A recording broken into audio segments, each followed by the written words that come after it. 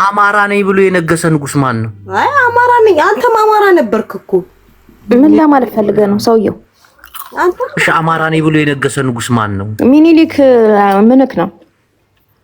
አማራ ነው እንዴ? ሚኒሊክ አማራ ነኝ ብሎ ነው እንዴ? አረባክ ኢትዮጵያዊ እኮ ነው። ታው እንጂ አማራ ብሎ ኢትዮጵያዊ ብሏል። ሁሉንም ነው ያነገሰው። ዘሩ አማራ ነው። ምን ልትል ነው?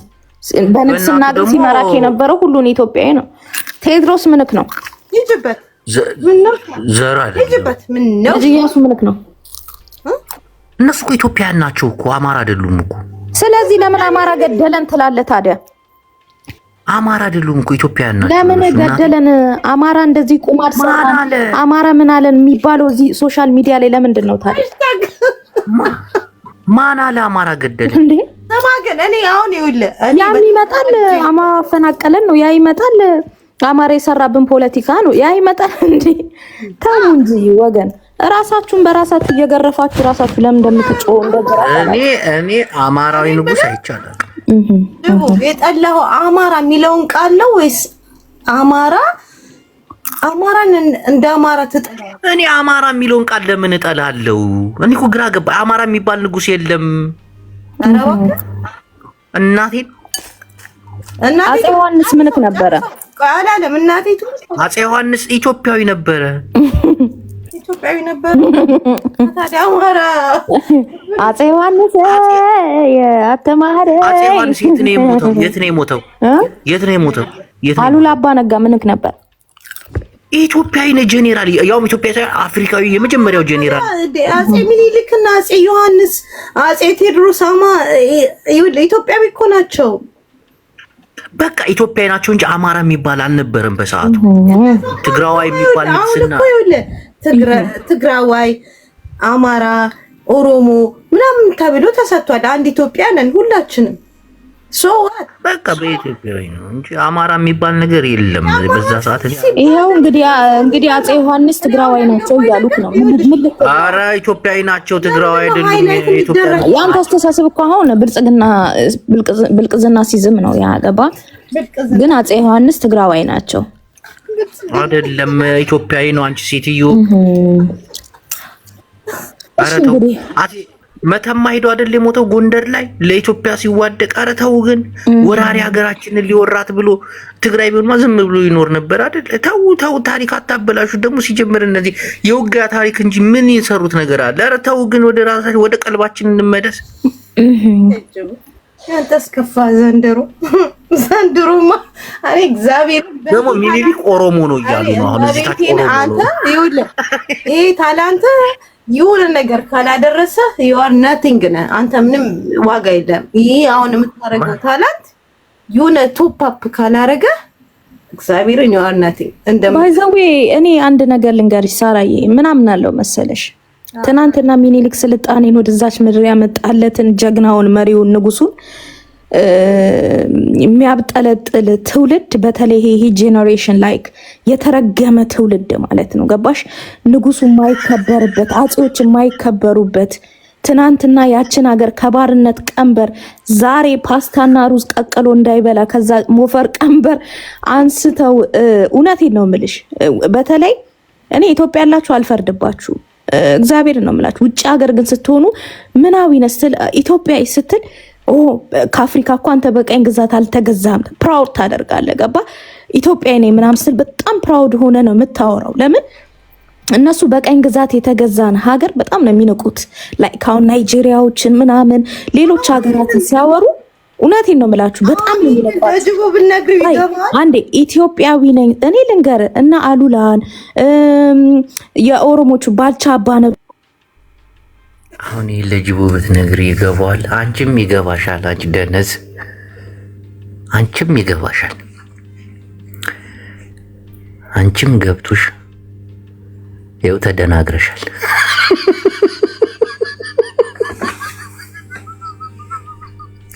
ክንድ የሆነ ምላስ ይዘሽ ቀርተሻል። አባቶችሽ ያወረሱሽ አባቶችሽ የሰጡሽ ምንድን ነው ብትባይ ራሱ ምንም እንደሆነ ሲገባሽ የዛኔ አንዳንዴ እኮ ድፍረት እኮ አለ። ድፍረት እኛ ኢትዮጵያን እኮ ይሄ እኮ ነው ኋላ ቀር ያደረገን እኮ ይሄ እኮ እናቴ እንዳንለወጥ ብሎ በቃ ማውራት ነው። ታሪክ ምንም እንትን የለም። አባቴ ነው ሚኒሊክ እንደዚህ አድርጎ እንደዚህ ብሎ ሲጀምር ደግሞ ማለት ነው በንግስና ጊዜ የነበረው ኢትዮጵያዊ ግዛታችን ሁሉ በመገዳደል በመቆራረጥ እርስ በርስ ቴዎድሮስ እኮ አሁን ጀግና ነው የምትይው ሚኒሊክ በባርነት ጎንደር ላይ እኮ ለበርካታ ዓመት ያስቀመጠ እኮ ነው። ሸዋን ያነደደ እኮ ነው። እንዲህ ሁሉም ከሰሩት ቴክኖሎጂ ልማት ምናምን እያልሽ ከምታወሪው ኃጢአታቸው ነው የሚበዛው። እናቴ እያንዳንዱ ንግስና ላይ የወጣው ኃጢአተኛ ነው። ጨፍጫፊ፣ ገዳይ፣ ምናምን አስገባሪ፣ ሰውን በባርነት ሲሸጥ የነበረ እናቴ ታሪክ የለኝም። የባሪያ ንግድ አልነበር እንዴ? ከአንዱ ስልሽ ወደ አንዱ መሸጥ፣ የሰውን ልጅ አንገቱ ላይ ሰንሰለት አስገብተሽ እንደውሻ ከአፍሪካ ውጭ ሲያስወጡት የነበሩት። ኧረ ብዙ ቆሻሻ ታሪክ አለን። አሁን እኛ እንትን ማለት ያለብን እናቴ፣ አሁን ያለው ነገር እንዴት ነው መስማማት ያለብን? እንዴት ነው በፍቅር መኖር ያለብን? እንዴት ነው? ኃጢአታችን ብዙ ነው። ታሪክ ለኛ እሺ ተውኩት። ታሪክ ዳቦ የሆንሽ እንደሆነ አያለሁ። ታሪክ አትዝሪና ታሪክ አውሪ ዝም ብለሽ። የማይሆነው እኮ አሽትዬ አይሆንም። ኢትዮጵያውን እየተቀየረች ነው እናቴ። መቼ ትዝ እንደሚለን የሆነ ሰዓት ላይ ከእንቅልፋችን ብድን ስንል ምናምን ነገሮች ልውጥውጥ ብሎ ወይኔ አምላኬ የት ነበርኩት?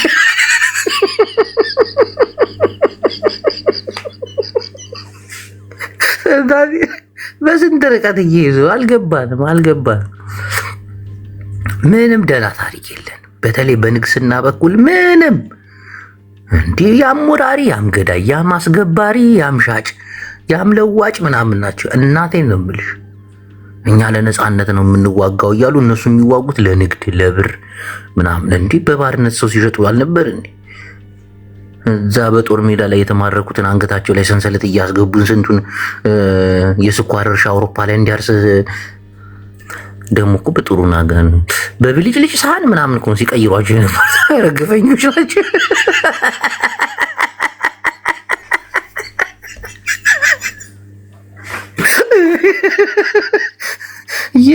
ያለፈው ታሪካችንማ ተመስሎ ነው የሚከድነው።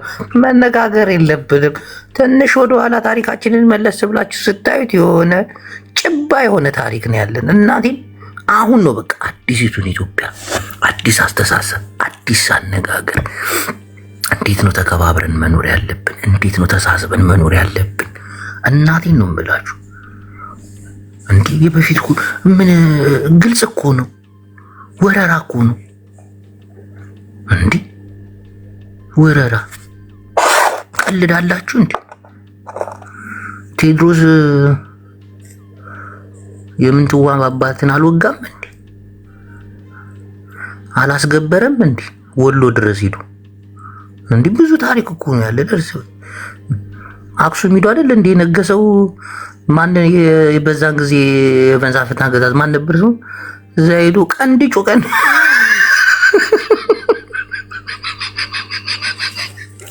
የግል ጥቅማቸውን ሲያስከብሩ የነበሩ እናቴ ምረቴ እኮ። ከዛ የንግስናውን ቦታ አክሱም ላይ ነበር፣ ማርያም ጽዮን እዛ ነበር የሚነግሱት። ከዛ ሚኒሊክ ደግሞ ወደዛ አካባቢ ትንሽ ጣሊያኖችን ምናምን ሲያስቸግሩት ወደ ሸዋ ተክለ ሃይማኖት እንቀየር። መንበረ ሰላማ የሚባለው ራሱ እኮ የተቀየረው እኮ በተክለ ሃይማኖት። እንዲህ እኮ ነው፣ እንዲህ እኮ ሸዋ ላይ ነው የነገሰው እሱ። ቴዎድሮስ የነገሰው ማርያም ጽዮን ነው፣ ትግራይ ውስጥ ንግስና የሚሰጥ ብዙ በቃ ሁሉም በቃ አጭበርባሪዎች ናቸው። አሁን እኛ የምንፈልገው ምንድን ነው? አዲስ ትውልድ፣ አዲስ ስራ። እንዲህ አንቺ እኛ ታሪክ ስናወራ ዓለም የት ሄዳለች? የት ሄዳለች? የትና የት ደርሳለች? እንዴ ትቀልዳላችሁ? ዓለም ተቀይራለች እኮ። ዓለም የት ደርሳለች? እንዴ እኛ ወሬ ነው እንዲሁ እንደዚህ አድርገን አሁን ያረግሽው ነገር ስትባይ ምንም አሁን አሽታግ አሁን ምን የተሰራ ነገር ምንም ነገር እኔ ልታስወርደኝ ትችላለህ። እንደዚህ የታሪክ ተወቃሽ የምታደርግ ከሆነ አፄ ዮሐንስንም የሰሩትን በዛው ብታወራ መልካም ነው። ግን ሪስፔክት እኔ በጣም አባቶችን የማከብር ሰው ነኝ። በእውነት ነው የምልህ። ከየትኛውም አቅጣጫ ያሉ ጀግኖቼን ያቺ ሀገር ኢትዮጵያ ብዬ ኮርቼ እንዳወራባት ከሚያደርጉኝ ነገሮች እውነት እንዲሁም ኢትዮጵያ ታሪክ አላት ከምለው በአባቶቼ ነው። ልንገርክ አሁን የምታነሳቸው ነገሮች እያንዳንዱ ስተርሰብ እንደዛ ታሪክ የሰሩ አባቶችሽ ምን ላይ ጥለው ሄዱ? ልንገርህ ሀገርህን ትተውልህ አስረክበው ሄደዋል። ከባርነት ነፃ የሆነች ሀገርህን አስረክበው ሄደዋል። ሁለተኛ ደግሞ አሁን ባለበት የኢትዮጵያ ነባራዊ ሁኔታ በፖለቲካ ችግር ቀውስ ማለት ነው መግባባት አቅቶናል። እንኳን ሌላውን ተውና ሰሜን እንደ ሰሜንነቱ እንኳን መግባባት አልቻለም። በዚህ ሰዓት ላይ አይደል የሀሳብ ልዩነት አባቶችሽ ናቸው እንዳያግባቡ ያደረጉ ነው ይስነሱ የሀሳብ ልዩነት አለ። አንድ ያስጨርስ የምላሴ ላይ አትቁም። የሀሳብ ልዩነት አለ። ዳት ታይም ግን ላይክ ይሄ መኒ years ago ምንድነው የተፈጠረው? እነሱ ግን በአንድነት ቆመው ጠላትን የውጪን ኃይል ወራሪን አባረዋል ከኢትዮጵያ ምድር ላይ ገባ። ስለዚህ እነሱ በዚህ ሰዓት እንዲህ ሰርተዋል፣ እንዲህ ክፉ ነገር አድርገዋል፣ እንዲህ አድርገዋል እኛ መውቀስ የለብን።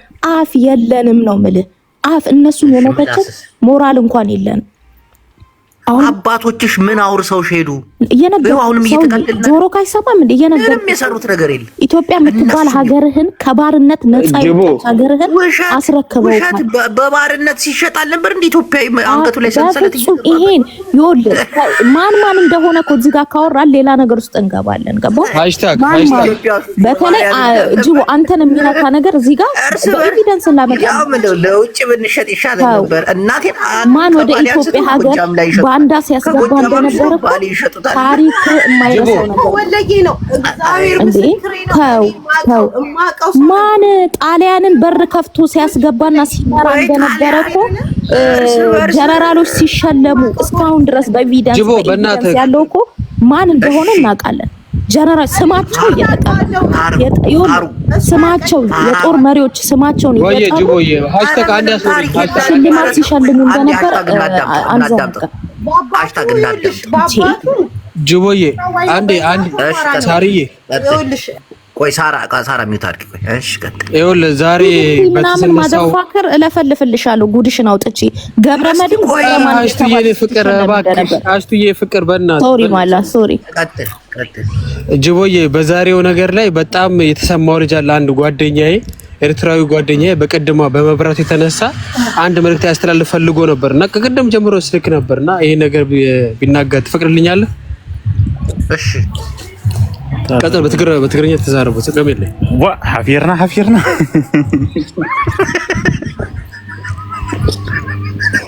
ሰላካ ይፈር عوي ابز 21 ክፍለ ዘመን ሲ ትራፊክ ላይት ሰሪሕና ባባባ ነይቦሎም በጃሃዝዮም ጅቦ አጃ ታሪካ እየታትካን አብናቶ ጠፊና ካብህጅና ኤርትራ ዝመፀ ቪዲዮ ከይትሪ በጃም ሕራይ ትበልካ ደ ማርያም ኸይንሪ በቃ አንተና ሙትና አይና ጅቦዬ ይፈትዩኩም በቃ በሰላም አምሽ በቃ ጅቦዬ ይመቻችሁ። I love you so much. I love you too bro. Ciao, see you. እሺ የቀኔ ላይ ማርያም ጅቦ የቀኔ ላይ እሺ ዝሐወይ ኤኒዌይስ አትውቀሱ። ምድረ ደደብ ጄኔሬሽን ከኔም ጭምር አባቶችን የኦሮሞ አባትም ጀግና ይሁን፣ የትግራይ አባቶቻችን ጀግና የሚሆኑ የአማራም ጀግኖች ንጉሶቻችን አባቶቻችን ክብር ይገባቸዋል።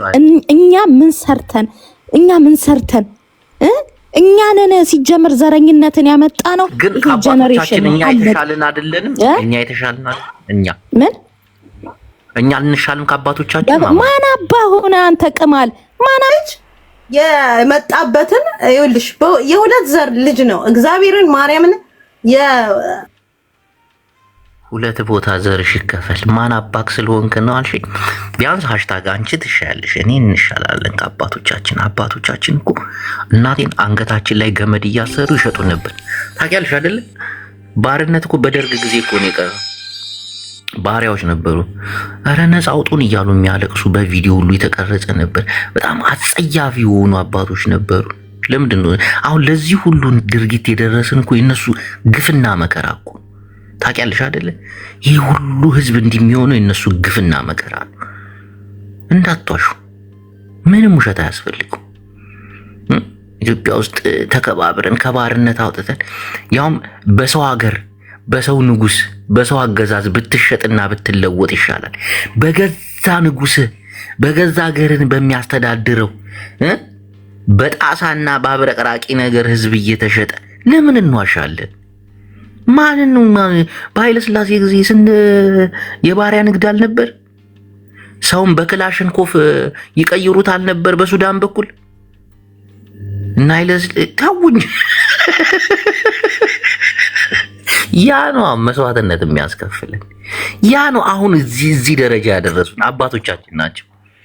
ውሸታሙ አትዋሹ። እሺ ያቴ ብርሃም ስሜታዊ የሆነ እውቀት አዘል ንግግሮችን ስትናገር ገባው። እንዴ አንተ አንድ ኢትዮጵያን በባርነት አልተገዛችም ምናምን ራሳቸው በባርነት ገዝተውን ባልተፈጨው አሞሌ ጨው ነበር ሰው የሚቀየረው። እናቴ በጨው ሁሉ ሲቀየር ነበር። ቴንኪው በጣሳ በማይረባ አብረቅራቂ ሰሃን እኮ እየተለወጠ ነበር የሰው ልጅ እኮ ኢትዮጵያ ውስጥ የግፍ ግፍ። እንዴ አንድ ቤት ውስጥ ስንት ባሪያ ነበር ያስታውሳሉ? አያቶቻችን ሲነግሩ 3 ባሪያ ነበሩኝ ምናምን 5 ባሪያ ነበሩ ይችላሉ። ግፈኞች ናቸው። የነሱ ግፍ ነው እኛ እንዲህ የሚያደርገን። ደግሞ አባቶቻችን ነበር። እንደዛም ሆኖ አሪፍ ነገሮች አሉ። ምኒልክ ያስገባቸው እሱ ምንም አሪፍ ነገር የለም። ውሸት። ቴክኖሎጂ ላይ አሪፍ ነገር ነበረው። በጣም አዳዲስ ነገሮችን ይፈልግ ነበር። ቴክኖሎጂ የለም።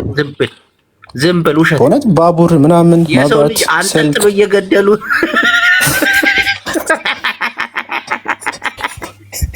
አጭበርባሪውና እሱ እንዳለ ሆነ። ዓለም ላይ የሆነ ነገር እኮ ነው እኛም ጋር የሆነው። ምን የተለየ ነገር? የኛ እርስ በርስ ነው። የኛ ኮርስ በርስ እኮ ነው። ሌላም ሀገር ሆነዋል። እኛ ብቻ አይደለንም። ዓለም ላይ ዛሬ እኛ እንሻልም። ፖፖ ከአባቶቻችን እኛ እንሻልም። ጅቦ አሁን እየነገርከው ያለው እኮ የወያኔ ትርክት ነው ታውቃለህ። ግን ይሄንን ላይክ በኔ ጀነሬሽን እንኳን የተማርኩት ወያኔ እውነት ተናጋሪ ነው ማለት ነው። እንደዛ ተው እንጂ እንኳን ከአባቶቻችን አይደለም። አሁን ያለው አሁን ተረጋጉ። ካሉት ፖለቲከኞች ወጣቱ በጣም ይሻላል። መልካም ነገር አይደለም። በ21 ሴንቸሪ እዚህ ላይ ቆመን ትላንትን ጀጅ ማድረግ በዛ ዘመን ላይ ጀጅ ብናደርገው እንችላለን። ግን በአሁኑ ዘመን ነው ዓለም የሚለዋወጠው። አባቶቻችን ፍጹም ሂውመን ሌበር ነበር። ገባ? የሰው ኃይል የሰው ጉልበት በዓለም ላይ ባሉ ያለው ዛሬ ስማ ፖፑላሪ እውነትን ትወዳለህ። አንተ ዛሬ ገዢውን መንግስት ብልጽግና ቆይ አንዴ ገዢውን መንግስት አንተ ብልጽግና እና በጋራ እንዋጋ ብትል ስንት አማራ የራሱ ችግር አለው፣ ትግራዩ የራሱ ችግር አለው። ገባ? አንድ ህብረት እንኳን ፈጥረ ያንን መንግስት መውጋት አቅቷል። ትናንትና ግን ባርነት ጫነብኝ፣ ቀንበር ላይ ጣለብኝ፣ እንዲያድርጎኛል የምትለው ግን አካል ያ የነበረው ማህበረሰብ በጋራ ሆኖ ጠላቱን ድባቅ አባቶቻችንም እርስ በርስ ሲዋጉ ነበር። ጠላትን ድባቅ መጥቷል። እየመረረቱ ውጧል። የውጭ ጠላት ነው የመታው። የውጭ ጠላት ነው። አለቀ። የቡርቃ ዝምታ ቀጥል። በተራ እናውራሽ። ታሪክ የለንም። አይ እኔ እንትን ነው ካርታክ ላይ የአቢሲኒያን ዩናይትድ ስቴትስ ኦፍ አቢሲኒያ ይላል። የኩሽን ግን ስቴት ኦፍ ኩሽ ይላል። ለምንድን ነው? ምን አውቄ ብለኝ አንዱ የደብረ ጽዮን ደጋፊ ነው ይላከልኝ። ምን አውቃለሁ። እሺ ቀጥል።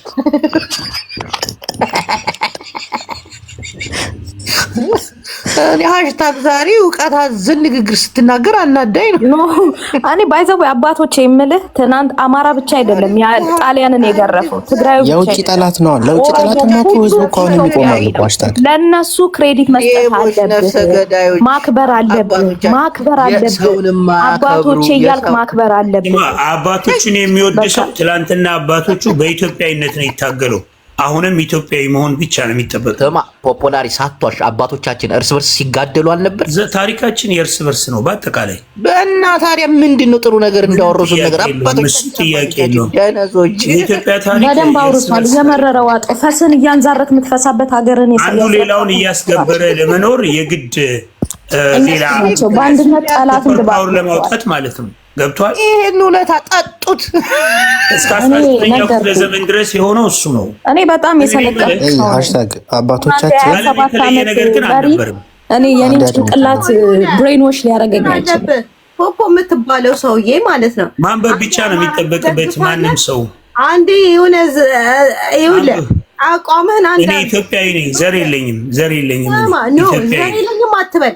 አባቶቻችን ግን በጣም መልካም ነገር ቢሰሩ ለአሰብ አሁን አንዋጋም ነበር። እኔ ስንቱን ከፋፍሎ አሁን ላለንበት ተጠያቂ እነሱ ናቸው። ደፋሮች ያን መከራ ለማሸነፍ እኮ ነው ለአሰብ ሌላ ጦርነት የሚጠበቅ እነሱ ያበላሹትን አይደል እንጀኛ ለመስተካከል የራሳችንን ታሪክ መስራት አለብን። የእነሱ ታሪካቸውን ሰርተዋል። ኤርትራን ብትሆን የኛ ሀገር ነበረ። ለምን ተጣላችኋለህ? ማን ነው ያጠፋው? እኮ የኛ ነበር አደላ። ቆይ ግን አይ ቡላላ ቆይ ግን አንዴ አይ እሱ አልጠላም። ኤርትራ ያለንበትን ቆይ አንዴ ታሪክ ልንሰራ ይገባል። ቆይ ግን ኧረ ተደማመጡ። እኔ ሳራ ማለት ጀመሪውል አንድ ላይ የኖርን ህዝቦች ነን። ስንገዳደል የኖርን ህዝብ ነን። ጅቦ ግን አይ አንድ ጥያቄ ጠይቅልኝ። ያን ያደረግነው ግን አንድነትን ለማምጣት ነው። ታውቃለህ አይደል ጅቦ? ኧረ አይደለም ነው አንዱ እግዚአብሔር ሶስት ዘመን አንተ እንደምትለው የሰው ልጅ እምነትህን ሊወርብህ ነው፣ ሚስትህን ሊቀማብህ ነው እያሉ ሆን ብሎ ለሰጣቸው ምን ለማለት ፈልገህ? ኢትዮጵያ ውስጥ አንድ እምነት ብቻ ነው ያለው እያልክ ነው ጅቦ?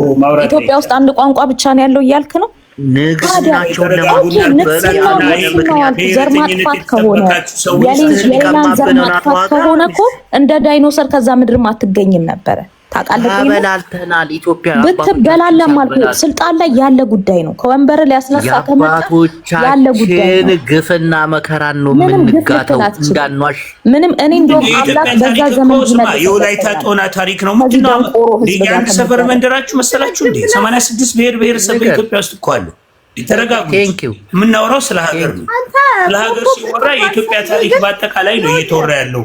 የሆነ ሰው ታሪክ አይደለም እየተወራ ያለው። አባቶቻችን ሳራ የምትባለው ምንድነው የሚያንቀጣጥ? ቆይ እስኪ አንዴ እንኳን አዳምጪ እንጂ ሳራ የምትባለው ሳሜንን አትወድም ሲጀመር ማለት ነው። አንተ ፖፖ የምትባል እርሶ ለምን አይረጋጉም? ተረጋጉ።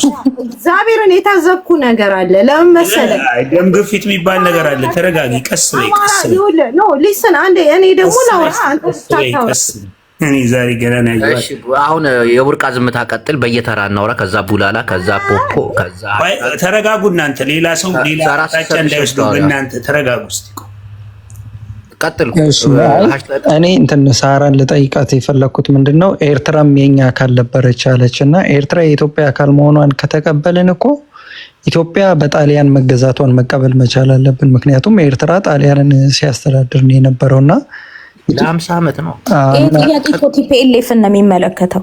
አይኔ ሳራን የጠየቁት የሚመለከተው ሃሽታግ ምንድነው የምታወራው? ሳራ ነች እኮ ያለችው። ከመሀል አትጀምሪ እንጂ እንዴ! ከመሀል ይጀምራል እንዴ? ለምን ለቡርቃ ዝምታ አትጠይቀውም? እዛ ኦሮሚያ አካባቢ ስማ፣ ለምን ለቡርቃ የኢትዮጵያ ታሪክን ለምን አትጠይቀውም? ለምሳሌ የጅማ አባ ጅፋር በኢትዮጵያ ውስጥ ሰው ይታወቃሉ። የዚህ ፓርት ነው ወይ ብላ ጠይቀውም። በሱ ኢትዮጵያ በዛ ውስጥ እንዳለፈች ማረጋገጫው። ኧረ እሱ ይረጋጉ ባኮት። ምንድን ነው እንዴ? ወይ አዳምጫችሁ በእናትሽ ቀስ በይ በቃ ዝም በይ አንቺ። ምን አይነት ሴት የሚባል ነገር አለ? you have to right ተረጋጊ። እስቲ በስ ተረጋጊ። ቡርቃ ዝምታ ጠይቀው የኢትዮጵያ ታሪክ አንተ አልተነካህም። ስላልተነካህም ቀጥተሽ ነው የገባሽው ሳራ? ቀጥተሽ ነው የገባሽው? ችግር አለብሽ እንዴ? የቤት ውስጥ ጣጣ ነው። ይታርጊ። ተራ በተራ እናውራ እንዴ። አታፍኗት። እሷንም በተራ ጅቡ ቤቱን መራውና በተራ ስጠን እናውራ። እሺ የቡርቃ ዝምታ ጥያቄ ሳይሆን ቀጥል። ከጠየቀ ቡላላ የሚባል ጥንባታ ነው ውጪ እባክሽ። እታችን ታፕታፕ የሚያደርግ ሰው ላይ ገብቶ ለምን ችግር እንደሚፈጠር ብራቮ እንዴ! ታፕታፕ የሚያደርጉ ሰዎች ላይ ሴቶች ችግር አለባቸው። ቀጥል። ማን የቡርቃ ዝምታ? አይ በቃ ወርዳለች እና ኤርትራ የኢትዮጵያ አካል ከሆነች ኦልሬዲ ኤርትራ በጣሊያን ተገዝታለች። ኢትዮጵያ ቀኝ ያልተገዛች ኮሎናይዝ ያልሆነች ሀገር የሚለውን ነገር እንዴት ታየዋለሽ ልላት ነው የነበረው። ኦኩፓይድ በሆነው ሰም ፓርት ኦፍ ኢትዮጵያን ተገዝተዋል። ምንም ማለት አይደለም። ኦኩፓይድ የሆነው ማጆሪቲው ነው። ሰፊው ኢትዮጵያ ስትባል ሰፊውን ገጽታ እንጂ የምትገልጸው ትንሽ አካባቢ ላይ አሁን ፖፑላሪ አንተ ባሰብህ ደግሞ አሁን ሳራ ተገዝታለች ማለት አትችልም።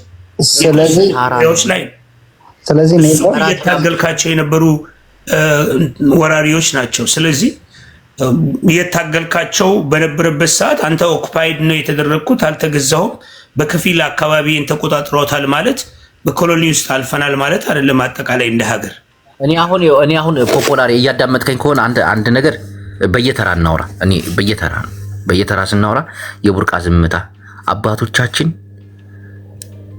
ከሰሩት ጥቂት ነገር በጣም ብዙ ወንጀል ሰርተዋል አይደል? የሰሩት ጥቂት ነገር የጥፍር ቆሻሻ ያክል ነች። ይሰማቸዋል ምዕመናን? ኔትወርክ ነው ተራዬ ድረስ ብቻ። አዎ። እና የቡርቃ ዝምታ አባቶቻችን ጥፋተኛ ናቸው አይደሉም? አሁን ለሚደርስብን መከራና ስቃይ ተጠያቂ ናቸውን? አይደሉም? ምን ቀጥል።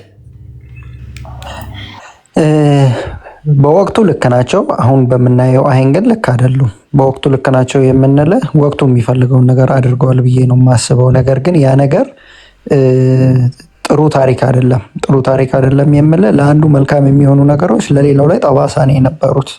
በስነ ሁላችንም የምናነሳው ነገር ነው ማለት ነው። ቴዎድሮስ የሚኒሊክን አባት ሲያስረው ለሚኒሊክ ዘር ወይም ለሚኒሊክ ቤተሰብ ጠባሳ ነው የነበረው። ንጉሥ ተክለ ሃይማኖት ጦርነት ሲያደርግ እንደዛው ሌሎቹንም ማንሳት እንችላለን እና መጥፎ ነገርም አድርገዋል፣ ጥሩ ነገር አድርገዋል። ጥሩን ነገር እናንሳ ካልን ያው ጥሩን ነገር ደግፈን መጥፎውን ነገር ደግሞ ነቅፈን ከዛ ነገር ተምረን መቀጠል እንችላለን። ምንም ጥሩ አልሰሩም ማለት አንችልም፣ ምንም መጥፎ አልሰሩም ማለት አንችልም። ታሪክ እንደ ታሪክ የተቀመጠ ያመዝንብኛል። አሁን ላይ ነው አጅቦ ያው መጥፎነቱ የሚያመዝነው አሁን ሲቪላይዝ ሆነ ሁሉን ነገር በአሁን ሞደርናይዝ አድርገህ ስታስበው ነው እንጂ በወቅቱ ከነበረ ነገር ጋር በወቅቱ በነበረ አስተሳሰብ ያንን ነገር ልትመዝነው አትችልም። ከዛ በኋላ ትምህርት ተስፋፍቷል። ሰዎች የሀገራቸውን ፖለቲካ ከዓለም አቀፍ ፖለቲካ ጋር ማወዳደር ጀምረዋል። ከጎረቤት ሀገር ጋር ትወዳደራለህ። የሌሎችን እድገት ስታይ ያንተን እድገት ትመዝናለህ። ኢኮኖሚካሊ በግልህና በጎረቤት መሀል ያለውን ነገር ታነሳለህ። የሀብት ክፍፍልን ታነሳለህ። ሚዛናዊነትን፣ ፍትህን፣ ጀስትስን፣ የእኩልነት የሚባለውን የቋንቋ፣ የባህል፣ የታሪክ ምናምኖችን አሁን ላይ ነው የምታነሳው። በዛ ሰዓት እነዛ ነገሮች ሁሉ አይነሱም። በዛ ሰዓት ላይ የሚነሳው ወንበር አስጠባቂ ሆነ ወይ ወንበር ይዘ አስገባሪ ሆነ መኖር ነው። ያንን ለማድረግ ደግሞ ድጋፍ ከሚሰጡ አካል እሱን በፓወር ነው የምታስፈጽመው፣ ግድ ነው። በነገራችን ላይ አሁን ጀጅ የምናደርጋቸው ሰዎች አንተ ሰውዬ ተው የዘመናዊ ትምህርት ደረጃቸው ምን ያህል ነው ብለህ ትገምታለህ? እስቲ ንገረኝ። ያው ሁሉ እሺ ቀጥል ብላለ። እሺ ጅቦ እኔ መልካም ነገር የሚያደርጉት አለ ብዬ አምናለሁ። ግን ደግሞ አሁን ላይ ላንልበት የእርስ በርስ መባላት የእነሱ አሻራ ነው ብዬ አስባለሁ። ምክንያቱም በመሀላችን መከፋፈል፣ መገዳደል፣ ዘረኝነት የመጣው ከዛ ነው። የባሪያ ንግድም የነበረው እርስ በርስ ነበረ። ባሪያ ንግድ የነበረው ከሌላ ሰው ጋር አይደለም፣ ከውጭ አካል ጋር አይደለም። እርስ በርስ አንዱ 10 ባሪያ ያለው 20 ባሪያ ያለው የሀብት ልኬታቸው ራሱ በባሪያ ልክ ነውና በዛ ልክ ተጨቋቁናል ብዬ አስባለሁ። ያ ግፍ ነው አሁን ላይ ላለው ጦርነት፣ ዘረኝነት መንስኤ ብዬ ማምነው። ፖለቲካችን ራሱ ከዘር አንጻር የሆነው ከዛ አንጻር ነው። አሁን ኦሮሞ መራ፣ አማራ መራ፣ ትግራይ መራ፣ ደቡብ ወጣ ምናምን እያለን ዘረኝነት ውስጥ የገባ ነው። ያኔ የተከለብን ያሳለፍነው ወይም ደግሞ የታተመው አመለካከትና ስርዓት ነው ብዬ አምናለሁ።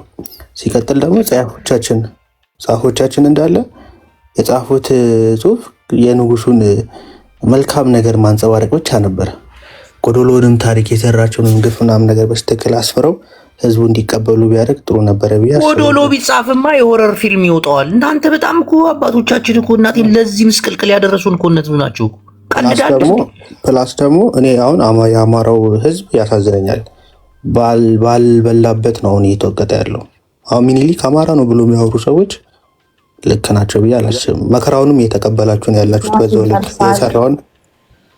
የሰራውን መከራ የተቀበላችሁ ነው ያላችሁት። የኢትዮጵያ መሪ ነው፣ ኢትዮጵያ አጥፍቷል። እኔ ነኝ እኮ የሚቀይርሽ። እሺ የቀየርከኝ መስሎኝ። አንዴ ካልጨረስኩ አንተ ሳራ አንዴ ሚውት አድርግ። ቤቱ ከሚሊጥ ሳራ ምትባለው ምን ሆነሽ ነው? የት ነው? ምን አይነት አጋንንት መጥቶሽ ነው? ሳሪ ተረጋጊ በእናትሽ። አመሰግናለሁ። በአንዴ ጋር ሀሳቤን ልጨርስና እድሉን አልሰጠውሽም ገና መች ሰጠውሽ? እና አሁን ሚኒሊክ የኢትዮጵያ መሪ ነው። እንደ ኢትዮጵያ አጥፍቷል። ያን ጥፋት ደግሞ መቀበል ካለብን ሁሉም ኢትዮጵያዊ ነው መቀበል ያለበት ብዬ አስባለሁ። ኢትዮጵያ ንጉስ ነበረ። አማራ ነው ብላችሁ መታወሩ ሰዎች ግን እዚህ ጋር ካላችሁ እሱ የሰራቸው ግፎች እንዳለ በኦሮሚያ ክልል በሌላ ክልል የሰራው ግፎች እንዳለ ጥፋቶች እንዳለ ሚኒሊክ ነው። ሰምተሃል? እናቱ አዳምጪ እንጂ ምላስ ብቻ ጆሮ የለሽም እንዴ?